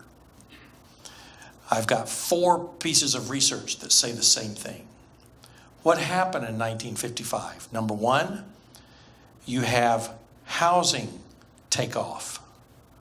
Retailers started building big box stores and being more efficient in separating you from your money. As a matter of fact, if you go into Home Depot, it's laid out to appeal to women, not men. You go into Best Buy, women spend more money in Best Buy than men. So you have housing, then the retailers, because they got to fill up the house. Then you have the automobile, that's the transportation. And the 4th ingredient, which is the 4 pillars of consumerism, is television. And so that's when those things took off. And we have been buying into that all along. Now, another part of the question, is tithing really necessary? That question comes all the time. It is an echo of current theologians. In 2012, I did a sermon contest on stewardship. I printed 12, the book is called Beyond Blessing, 12 sermons. I paid each winner $1,000 for their sermon. The idea came from a book that had been on my shelf probably for 30 years. In the 60s, it was a book published by a Sunday keeping guy, a sermon contest on stewardship. And he paid him $1,000 back then. $1,000 in 1960s.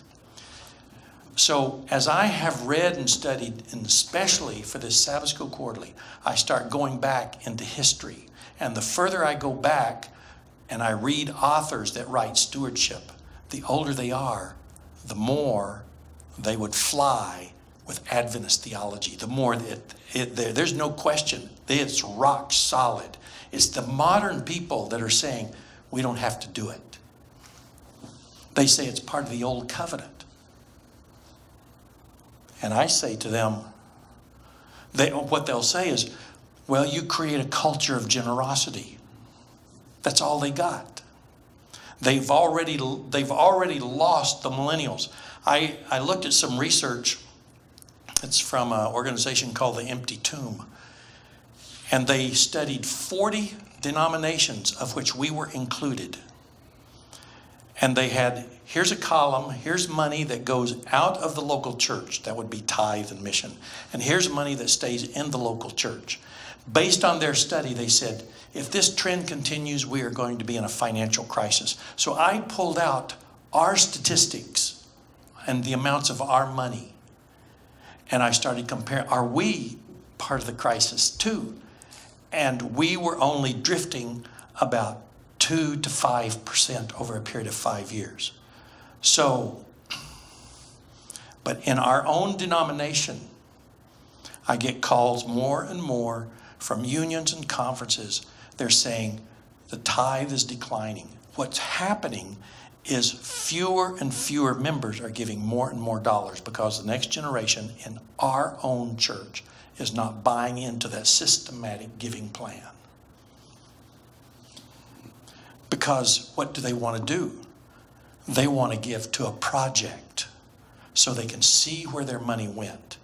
And that philosophy is coming from the rest of the world. That's the culture we live in.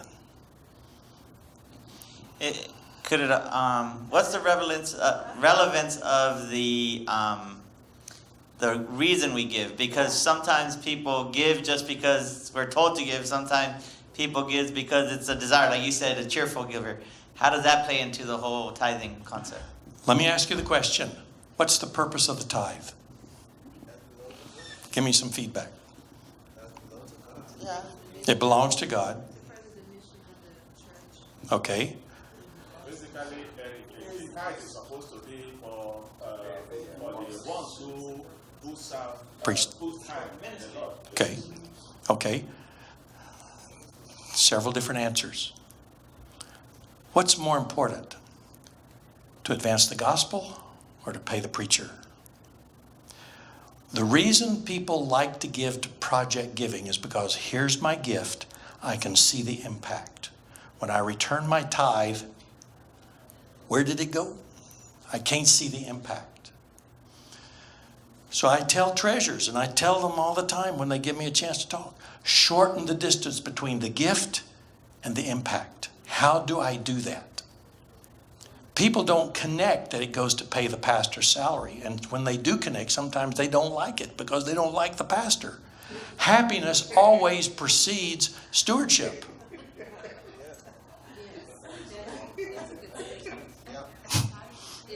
Happiness precedes stewardship. Let me unpack it. If you don't like your pastor preaching, I'm going to go somewhere else. If you can't get your relationship with Jesus to work, everything else is really kind of messed up. Oh, okay. So people, they're not happy. They can't get their relationship with Jesus to work, or it's working and it's got some strange ideas in it. Yeah. So happiness always precedes stewardship. Now, here's what I suggest.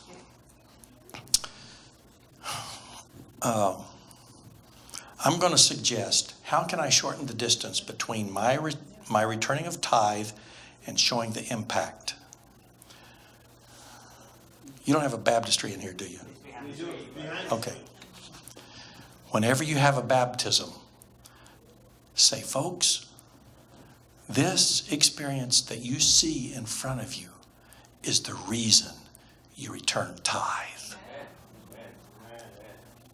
Now, there's no pastor here, so I'll pick on myself. John, I'm irrelevant. I just get to go along for the ride. But that's the purpose. And the mission, when we say, well, it's for mission, I can get lost in that word. So I try to, let's make it concrete.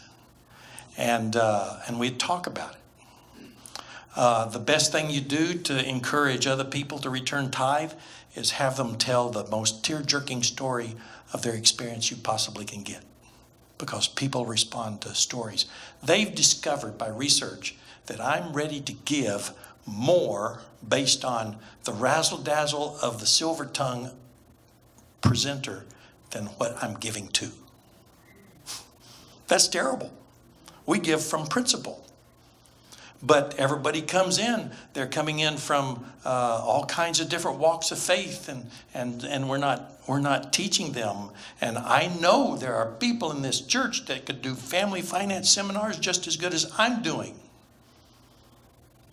You don't have to do it on the same level I'm doing it, but every other year, have a class. Teach. There's one church, they say, okay, if you want student aid, you got to go through a family finance course before you can get student aid. So does that help the question a little bit?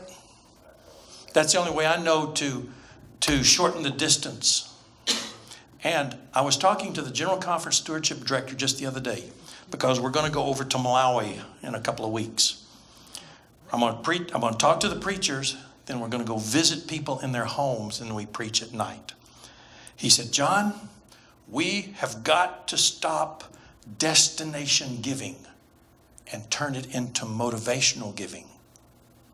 Do you know the difference? Destination giving is project giving. Motivational giving is coming from my heart. If I understand the gift and gratitude, I'm going to do this because, look, here's the meaning of the tithe. When that plate comes, I put my money in. It's a microsecond of worship, number one. Number two, it says God is the owner, because Ellen White attributes the tithe as equal to the tree in the garden that Adam and Eve ate of. So when people are not returning the tithe, it's as if they ate of that tree. That's pretty powerful stuff. Ellen White also says you cannot buy your way in to heaven, but you can buy your way out. You cannot buy your way in with your tithe, but by not doing it, you buy your way out.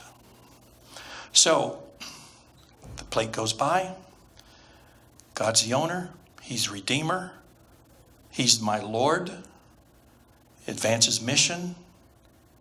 And here's the one that supersedes it all. It is a personal, visible statement that God exists.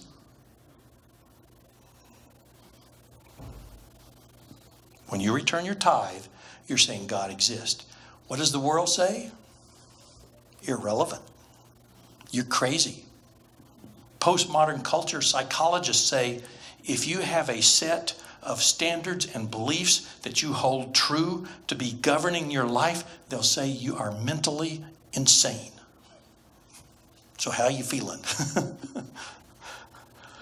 So the postmodern culture, they reject truth, period. And it's not getting better. Listen to this. You had the historical critical method come in. That destroyed, that's where say, okay, this part of the Bible you can't use and this part's okay. In the mainline Protestants, the Protestant member says, we can't take it. They went to the evangelicals. The evangelicals became so synonymous with the Republican Party. The young people said, we're out of here. So they started the emerging church. Now the emerging church has problems. Now you have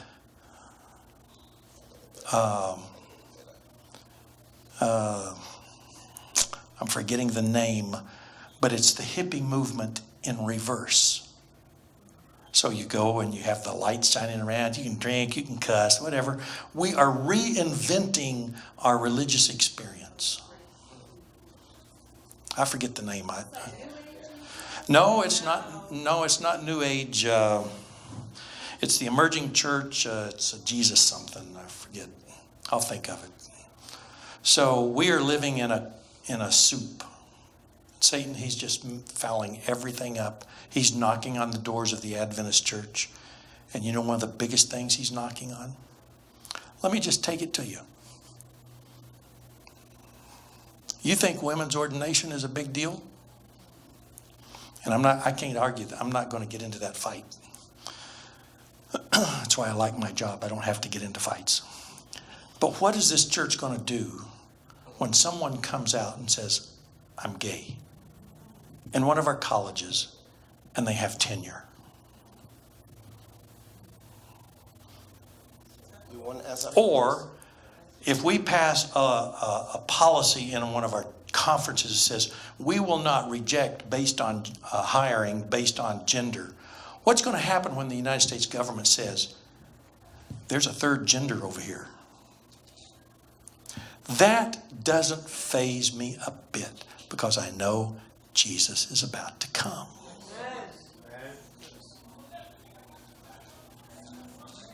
You're going to get in and you're going to work with, you'll have there's some things I'd draw the line.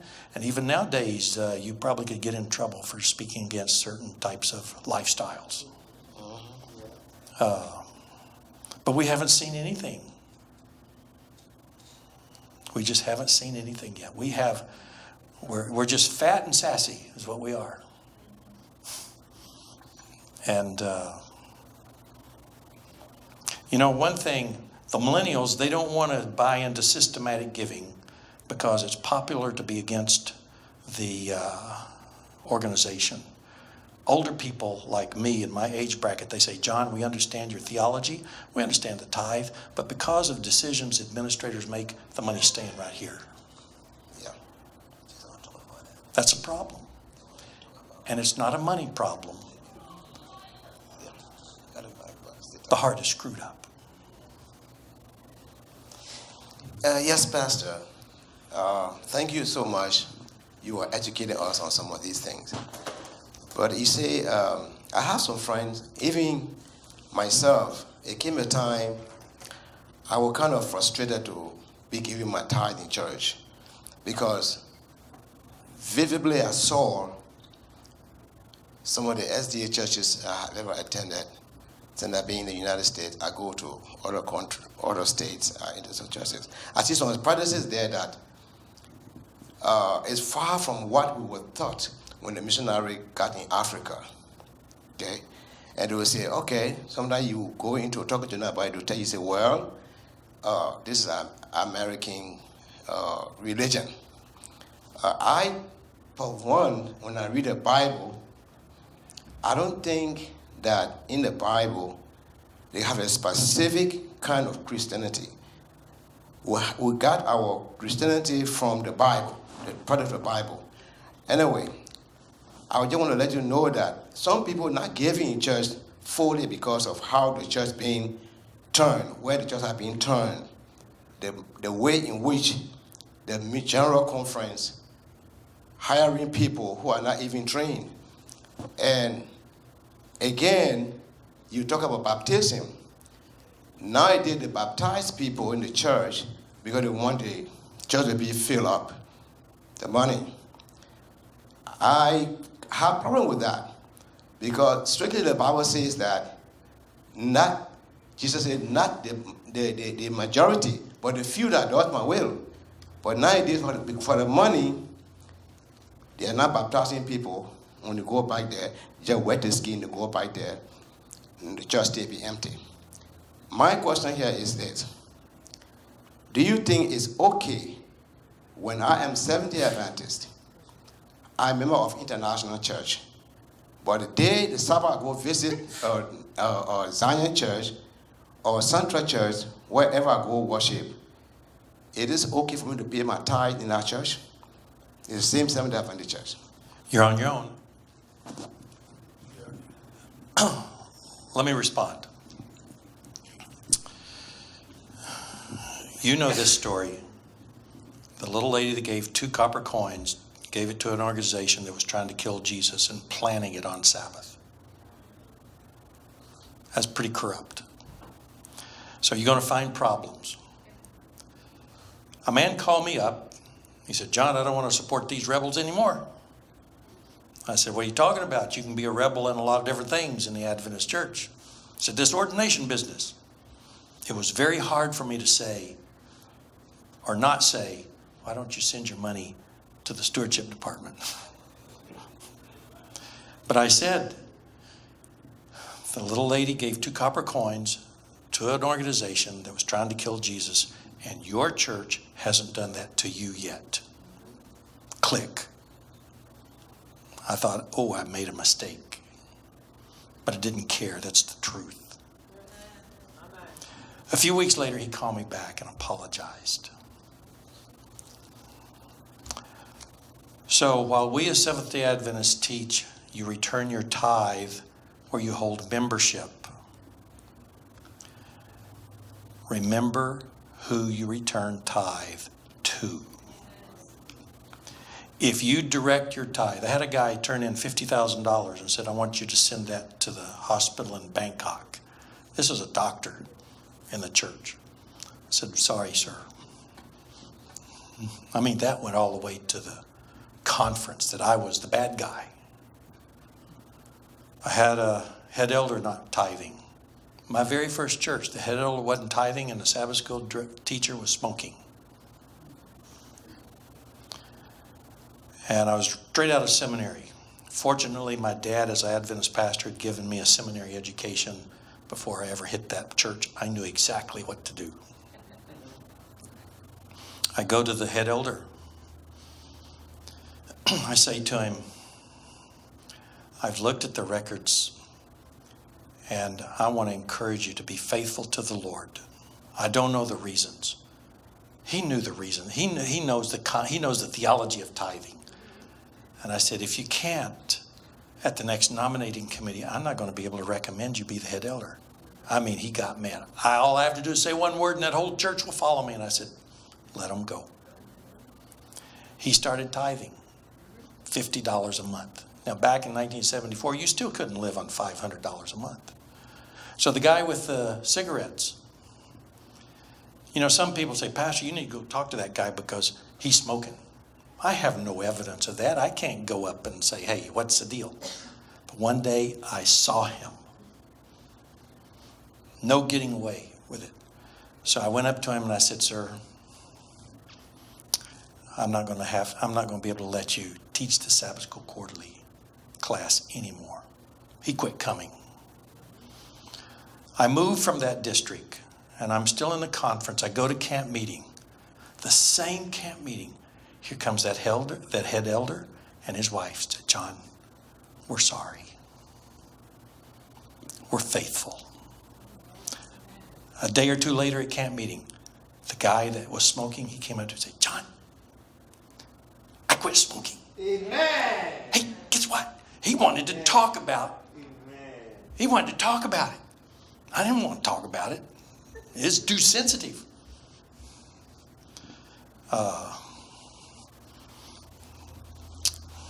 Another story. In that same church, my treasurer would bring her report. Beautifully done, but I discovered she had no clue on how to do bookkeeping for a church treasurer. I couldn't figure it out. And I finally discovered that her husband was doing the books, and he was not a church member. I thought, oh, I can't have this. What am I going to do? Take him away from her or give him Bible studies? And I thought, well, I'll give that a shot before I take him away from her. We gave him Bible studies. I mean, I thought I was cool right out of seminary. It was going good. It was just too good. He had been a Lutheran church treasurer that got kicked out of the Lutheran church for some reason. So he knew how to do the books. It came to the time for baptism. I said, would you like to be baptized? And let's surprise your wife. Yeah, I'll do it. Then he said, you know what, Pastor, this guy was old enough to be my father. And he started weeping. And I thought, oh, this is terrible. I'll cry at a Lassie movie. And he said, you know what, John? Or Pastor, he called me Pastor. I was in my 20s. He said, Pastor, I wrote out my tithe check for the first time in many, many years. It's a heart thing. Don't let the stupidity of administrators and their decisions destroy your heart thing. That's all I have to offer. I see stuff and I don't like it. But part of it, God is going to say, I don't know you. He'll take care of business. He'll take care of business. Just think about Judas. The disciples didn't even know the guy. Besides, I had, this person said, I don't give my tithe here, not this church. I don't give it here. I send it to that conference over there.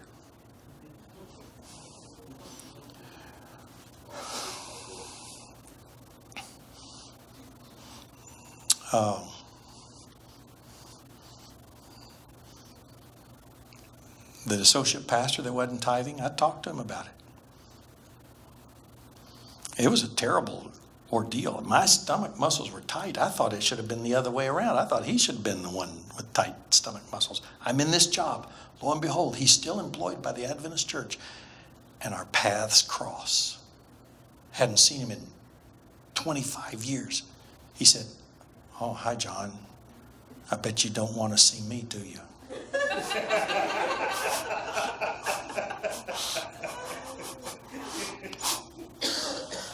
I said, how you doing? He's doing the same old, same old.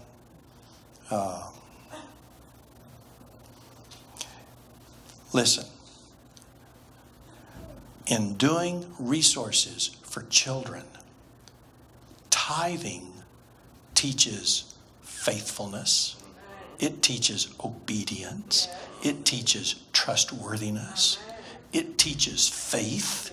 I can go on and on. It's amazing. And it teaches accountability, and that's why people don't want to do it. And they don't want to be accountable to a whole lot of other things. I want to go where I want to go. I want the music I want. I want this. You know. So,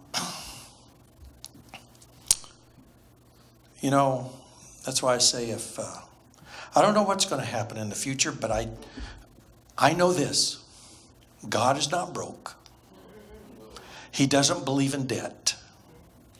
Do you know who the first mortgage holder was in the universe? It was God, because Adam and Eve made a real bad deal. And Jesus came and paid off the mortgage. And if I can't respond in faithfulness and generosity and gratitude. I was in a church where there was a bunch of Russians. They said, "Pastor, we won't talk to you." I wasn't the pastor. I was doing this kind of stuff. I said, "Okay, but I got a question. I'm going to Russia next year. What should I look for?" "We want you to look for Bosch and how we fund churches over there." They said, "We don't like this pastor, and this, we want to send the money back to Russia." We talked a while, and finally I said, "Hey guys, if that's what you want to do, why don't you go back to Russia?" "Oh no, we're over here in Canada. We're making good money." You know, I only hurt myself when I harbor those things. Even myself, because of what I see, I give to God. I prove that He exists from my own personal testimony. And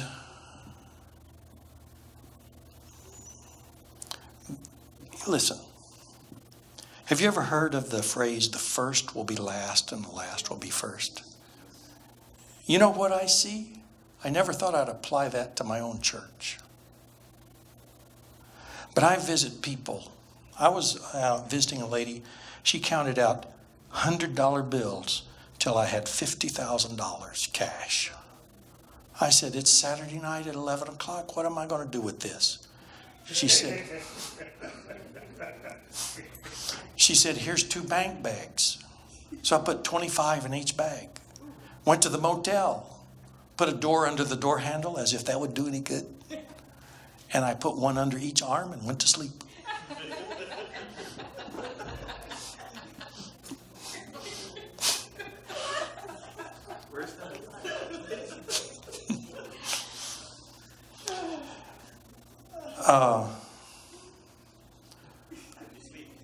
I slept real good. You should try it sometimes. Put a couple of $1,000s under each arm.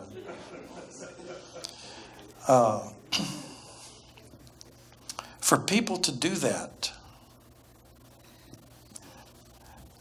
I have an hour presentation on the widow's mite. She gave recklessly. She gave out of passion. She wanted to support the cause. She gave all she had. And there's a few other things. And Jesus said she gave more than anybody else. If you came to me and say, "I want to give everything I have to the church," I say, "Wait just a minute. No. How are you going to make a living?" Ellen White says she had no more money. Maybe she could make money. Maybe she could make some. But that is strong. You get people on 10 plus 10, get them to give on a percentage basis. It will take care of some of the project giving away. And when they put that kind of money into the congregation and the mission of the church, they are going to have skin in the game. They're going to want to be more involved. However, remember I said happiness precedes stewardship? You'll never get them to commit to giving money unless you get them to deal with the stewardship of time first. What do I mean by that? Let's say they're not an Adventist. Before they start returning tithe and offering, they got to deal with time in terms of the Sabbath. And there are some people that are already members. They have no concept of the stewardship of time, the Sabbath, how to manage their life, how to spend a day. You cannot compete when we spend as many hours a day in front of the internet and television and movies as we do working.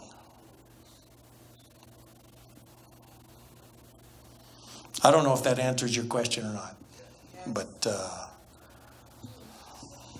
Thank you very much, Pastor. I just want to make a comment with regard to Dr. Kamara's question. And the comment has to do with it's all in the heart. It's a heart matter. There are individuals who will say, I've been tithing for years and I'm not seeing God's faithfulness. That's not true. God is always faithful. Yes. God is always faithful. I've had the privilege and the honor of being involved and seeing some of the finances of the church. I've been a treasurer in this church. There are people who will tell you they've been tithing for years, but they're not faithful. Think about the story of Ananias and Sapphira. Okay? The Holy Spirit knew precisely what they had done, but they wanted the fame, they wanted the glory of having given. If you are faithful in your tithe, God will be faithful. His promises never fail. And nobody knows your faithfulness in your tithing except you and God. And then you might wonder, well, do I return tithe on the basis of my net earnings or my gross earnings? and a smart aleck like me comes along and says, well, do you want a net blessing or a gross blessing? There you go. Okay? And so it's a question of you and God. I guarantee you on the word of God, if you are faithful in returning your tithe, God will fulfill his promise. And those promises don't always come in monetary terms. They come in many different ways. Your car may never break down for 2 years. It's like, what is wrong with this car? You might not even have illness. You might have blessings from all sources. And I can tell you, I have had testimonies from members of this church who have come to me and said, Elder, God is faithful. And they share their stories. And I can share some stories of my own, okay? And I think I've stood here on this pulpit and shared. My second daughter went to school at Oakwood. Many of you who know Oakwood, these fees range from $25,000 to $40,000 a year, depending on what you're involved in, okay? It's a lot of money. But God provided faithfully, okay? So I want to say that those individuals go to God and seek God's guidance to allow them to faithfully, honestly return a tithe to God. And God will never back out of his promise. He made those promises in spite of any of us. Pastor, I want to thank you on behalf of, okay?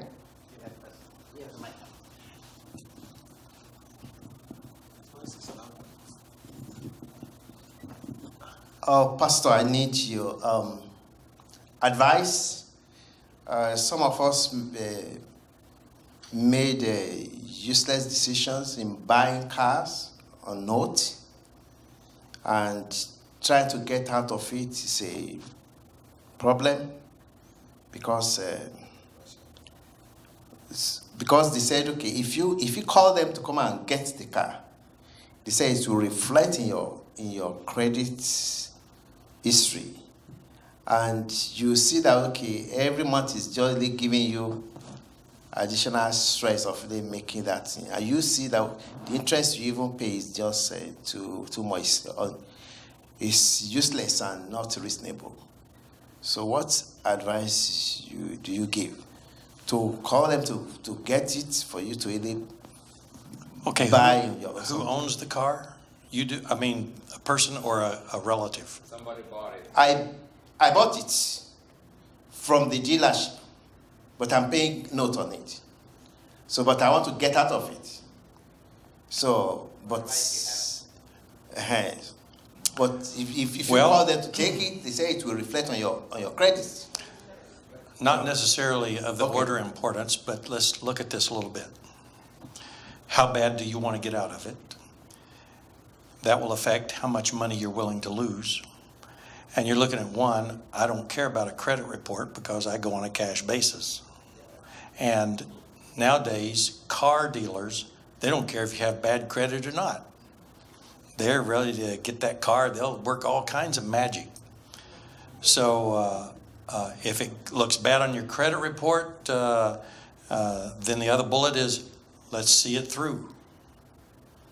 But you got to make some major decisions.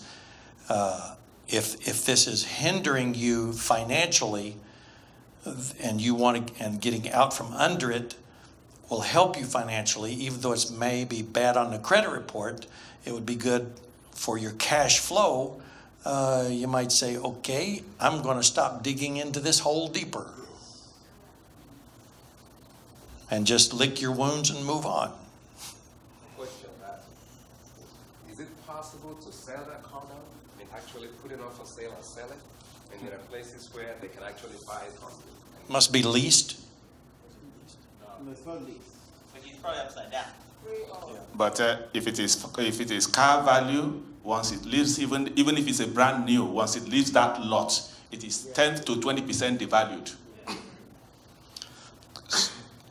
I had a young couple come to me. The lady was in school.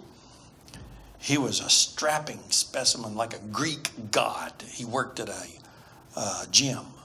He drove a hot car. And he was driving 120 miles a day. He was upside down in it. And they were having marriage trouble.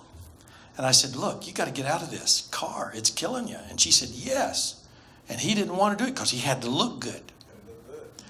I was working in a type of work where a lady moved to a nursing home. She had a car. She said, do with it whatever you want to, Pastor. I said to him, I'll give you a car. But it was like the ugliest car on the planet.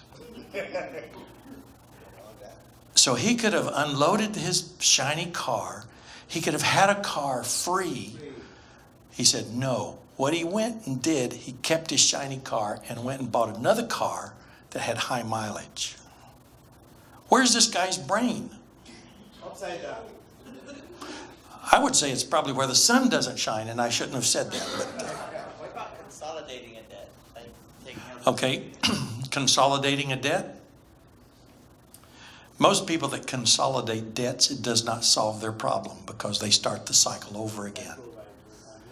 I would rather have these 4 credit cards and I'm going to gut it out and I'm going to pay them off, unless you are really disciplined to consolidate it and stop doing it. So the decision is no more. But for the car, you consolidated with other debt is what I'm wondering.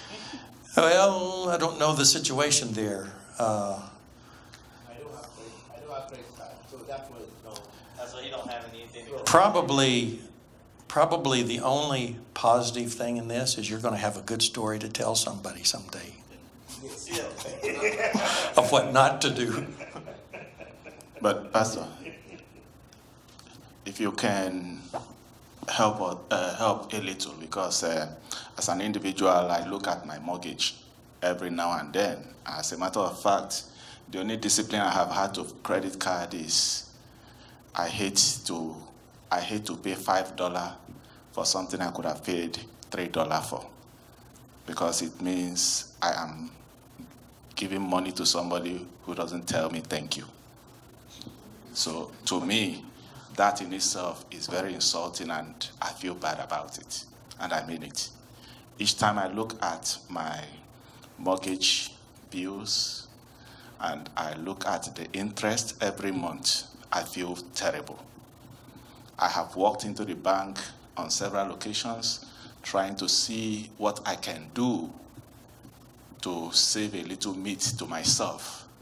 But everything they are giving me, every option they are giving me seem as initially to look as if it's looking good. But when you stand a little back to see, you will discover they are telling you the meat they are taking from you is not enough. They want to take more.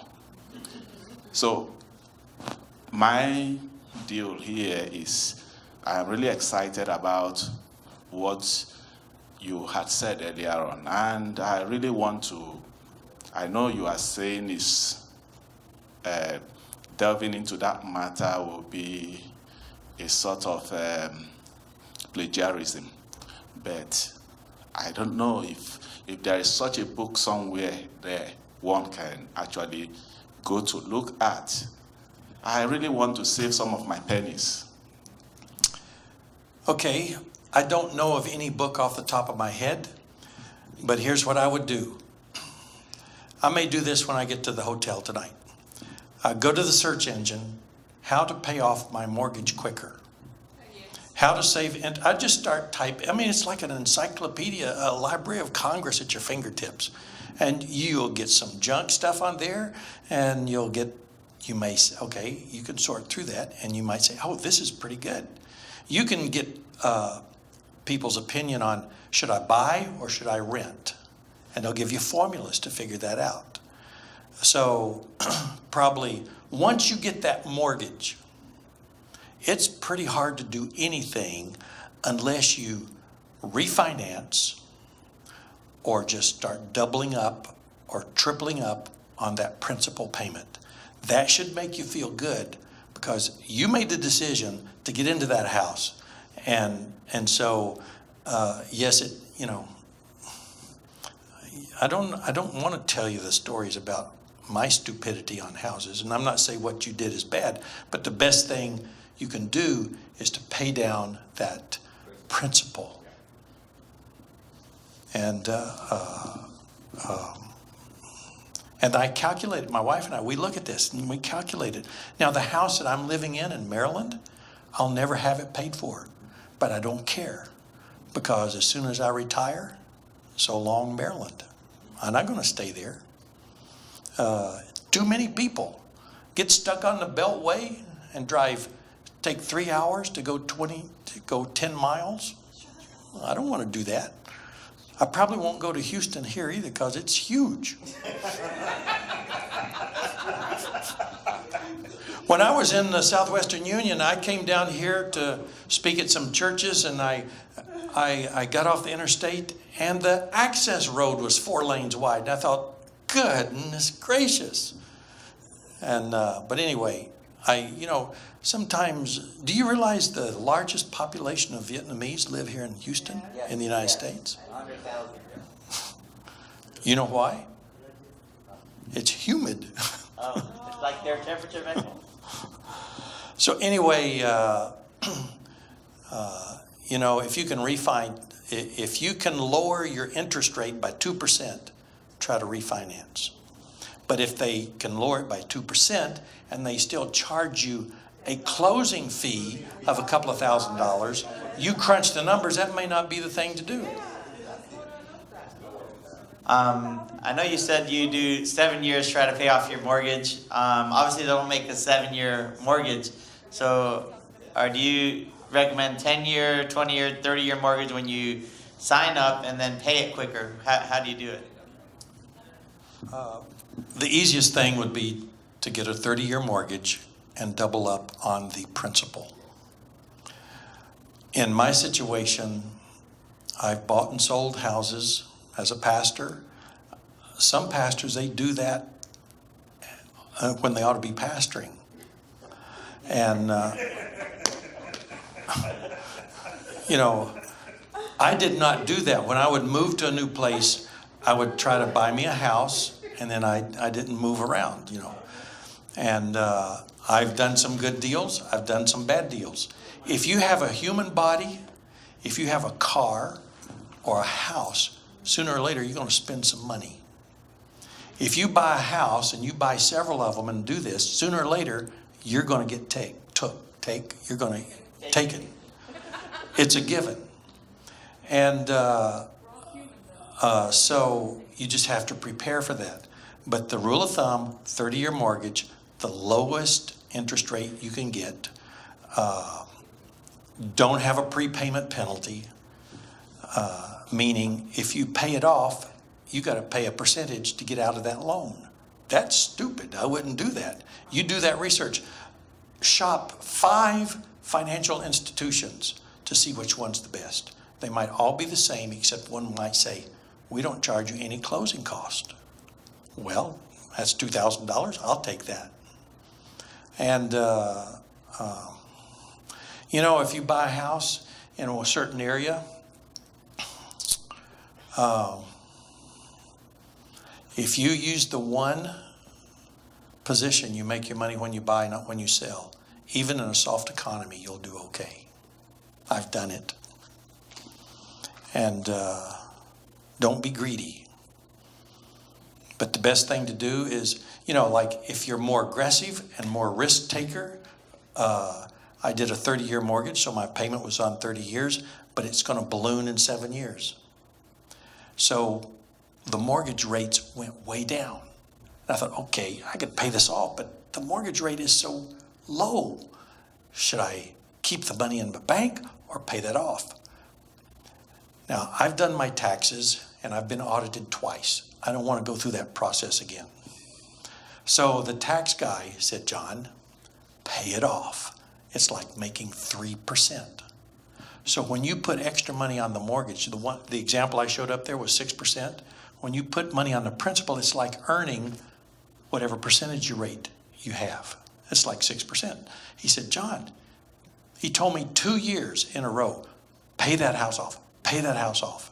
And we finally did it. Then we rented it. It cash flows real good. All right, well, I want to thank you. There's no more questions, right? We're going to have Elder Chike come up and close the meeting, but thank you again for coming out. Thank you, Elder Ultimus, and thank you, Pastor Mathews. One of the challenges of that additional principal payment is that we want to be reminded of the amount that's due every month.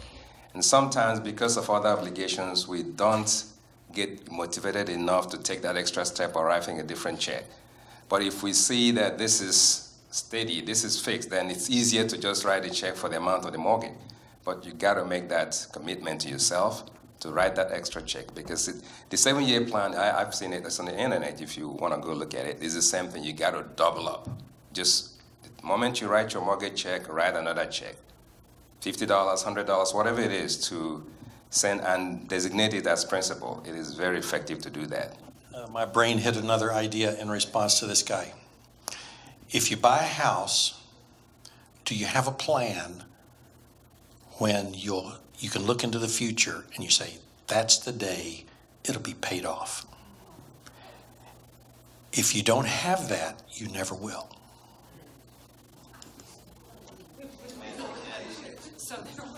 You did, and it worked, right? It flooded. Is it? No, it flooded. Oh, your house flooded. Let me tell you a story. My house flooded a year before it was paid off, and now because of having it fixed, I had to refinance. But it's a very, very small amount, and I got a very good rate. I didn't realize that you had to actually tell them about the principles, so now I have to work on that, and I have it on electronic, so now I have to change that. I did that because I'm so tired of, I don't want to have to do checks. You can do that for the regular thing, but for the principal thing, you need to apply it separately.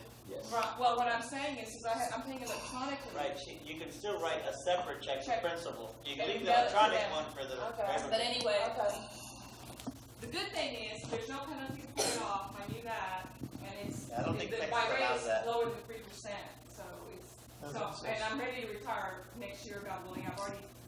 Do we have any financial planners within the Seventh-day Church? Oh, yes. Because I met with one last week, and I just want to make sure, Anyway, We need a young Dave Ramsey that's an Adventist, and I'm looking for him. That's there. Warren Allen. Thank you so very much. There he is. Thank you, Pastor.